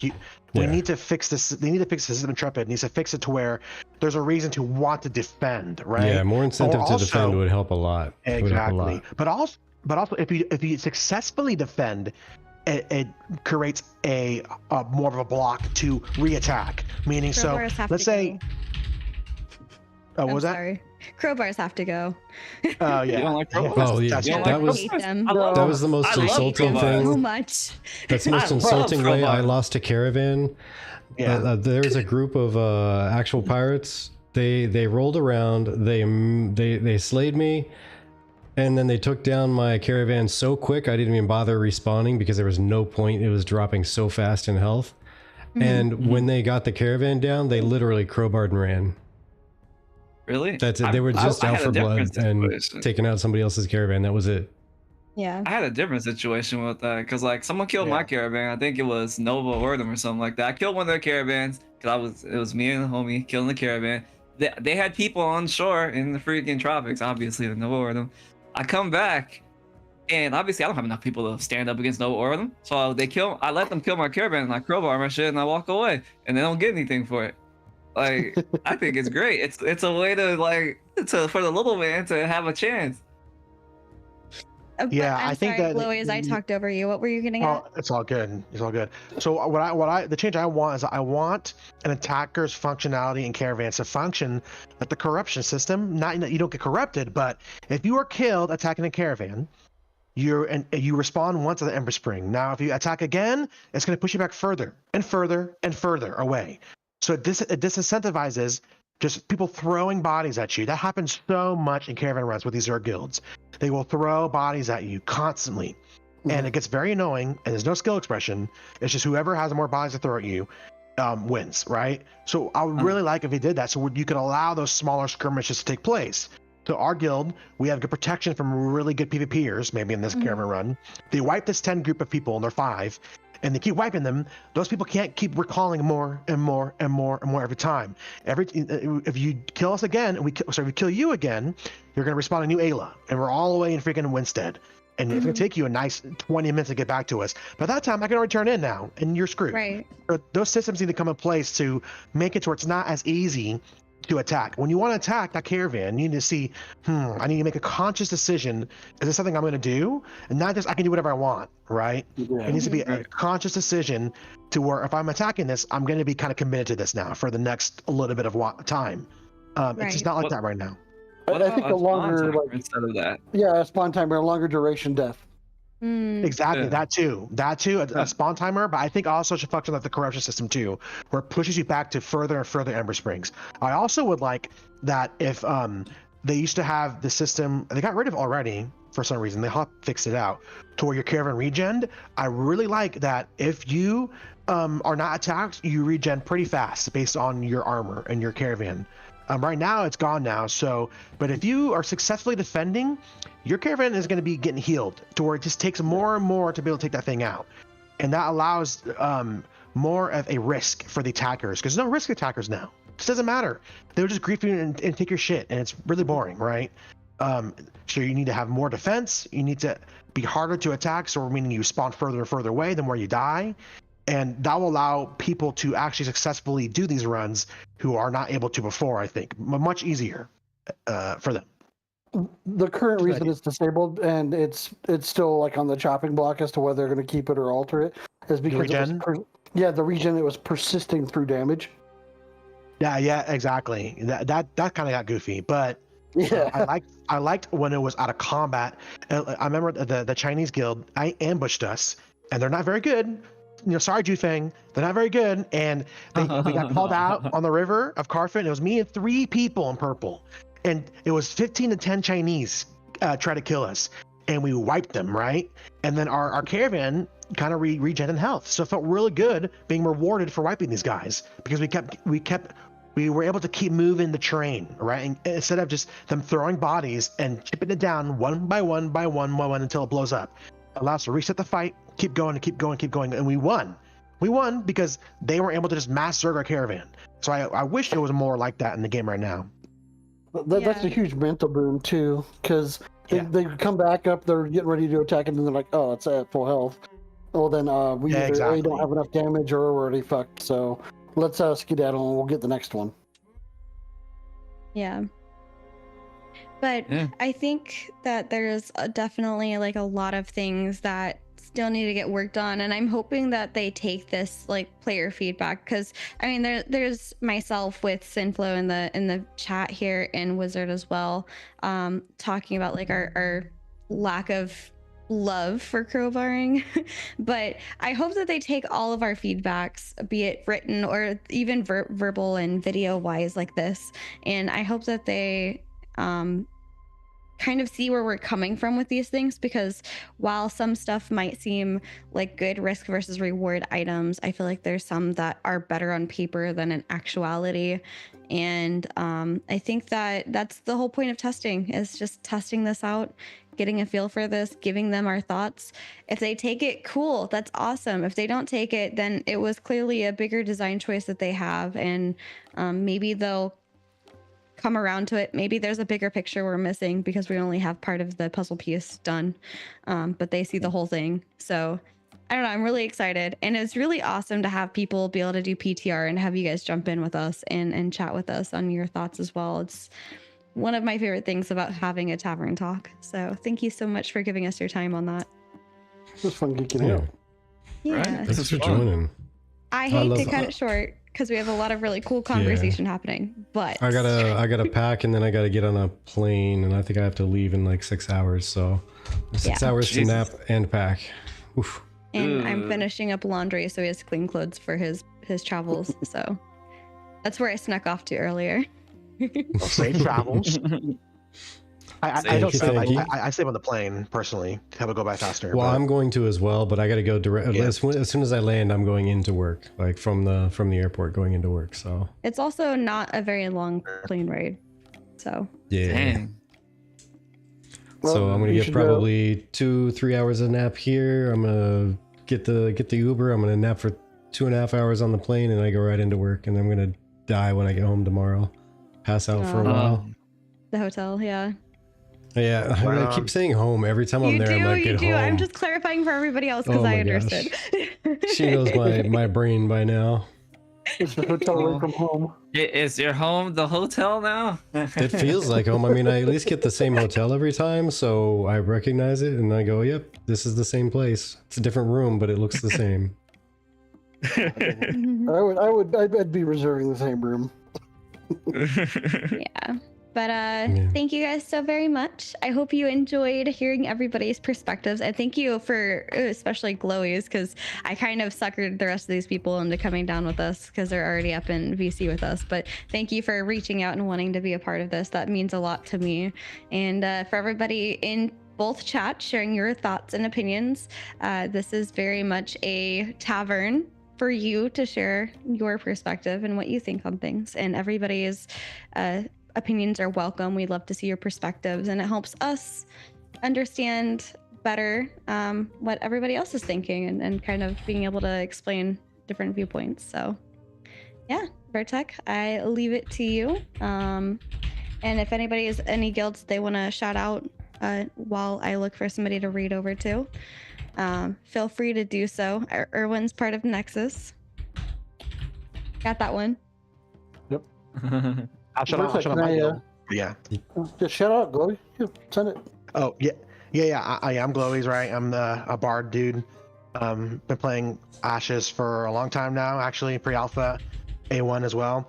And I'm in the guild Purple. So we are like a small kind of tight knit PvP guild on Vyra, and we're sweat lords, right? But we're pretty cool people. Like we're not weirdos. We just like the PvP a lot, and we have a good community already in the guild. I know a lot of the other Nice. PvP guilds are kind of like weird employee kind of officey kind of type situations. If you know what I'm talking about, we're not like that. We're like, we treat you like a person. So if you're interested in our guild, hit me up on Discord. We don't do applications or any bullshit like that. Just talk to us like normal people, and then we'll talk to you and then get you in the guild, right? So yeah, that's Purple. Hit Glowy's up on Discord, and we can just talk more about that. Awesome. Hells yeah. And I mean, I'm Falco. I make YouTube content creator. Been making content for Ashes since 2023, for a long time. If you want to check me out, you can check me out at youtube.com/Falco40 or at Falco40. Hold on a second. Yeah. But yeah. There's a Falco in the name at least. We know this. Yeah, Falco. Exactly. Don't worry. I'm Erwin. I'm a mage. I'm rogue as well. So I plan on being a mage rogue, like a LeBlanc character. And I'm just going to send them off with this. Classic Erwin. Classic Erwin. There we go. Well, thank you, everybody. Thank you for your time. Thank you for your chats. Thank you for just everything. This has been a great the night. follows and supports. Yes. Please feel free, and by feel free, I mean please do click like buttons and subscribe buttons and follow buttons. All the free stuff, at least. If you like the content. If you don't like the content, well, come back again and decide next time if you like it. Give us another try. Yeah, But, we have multiple different formats. Yeah, we do. But either way, time is your most valuable commodity. You don't get it back. You don't get refunds. Once it's spent, it's gone. So we hope it was worth it. We hope we showed you a good time. But until next time, have yourself a great day. Take care, everybody. Bye. And join us in reading Turgo Live. Yes. Bum, bum, bum, bum. Meow.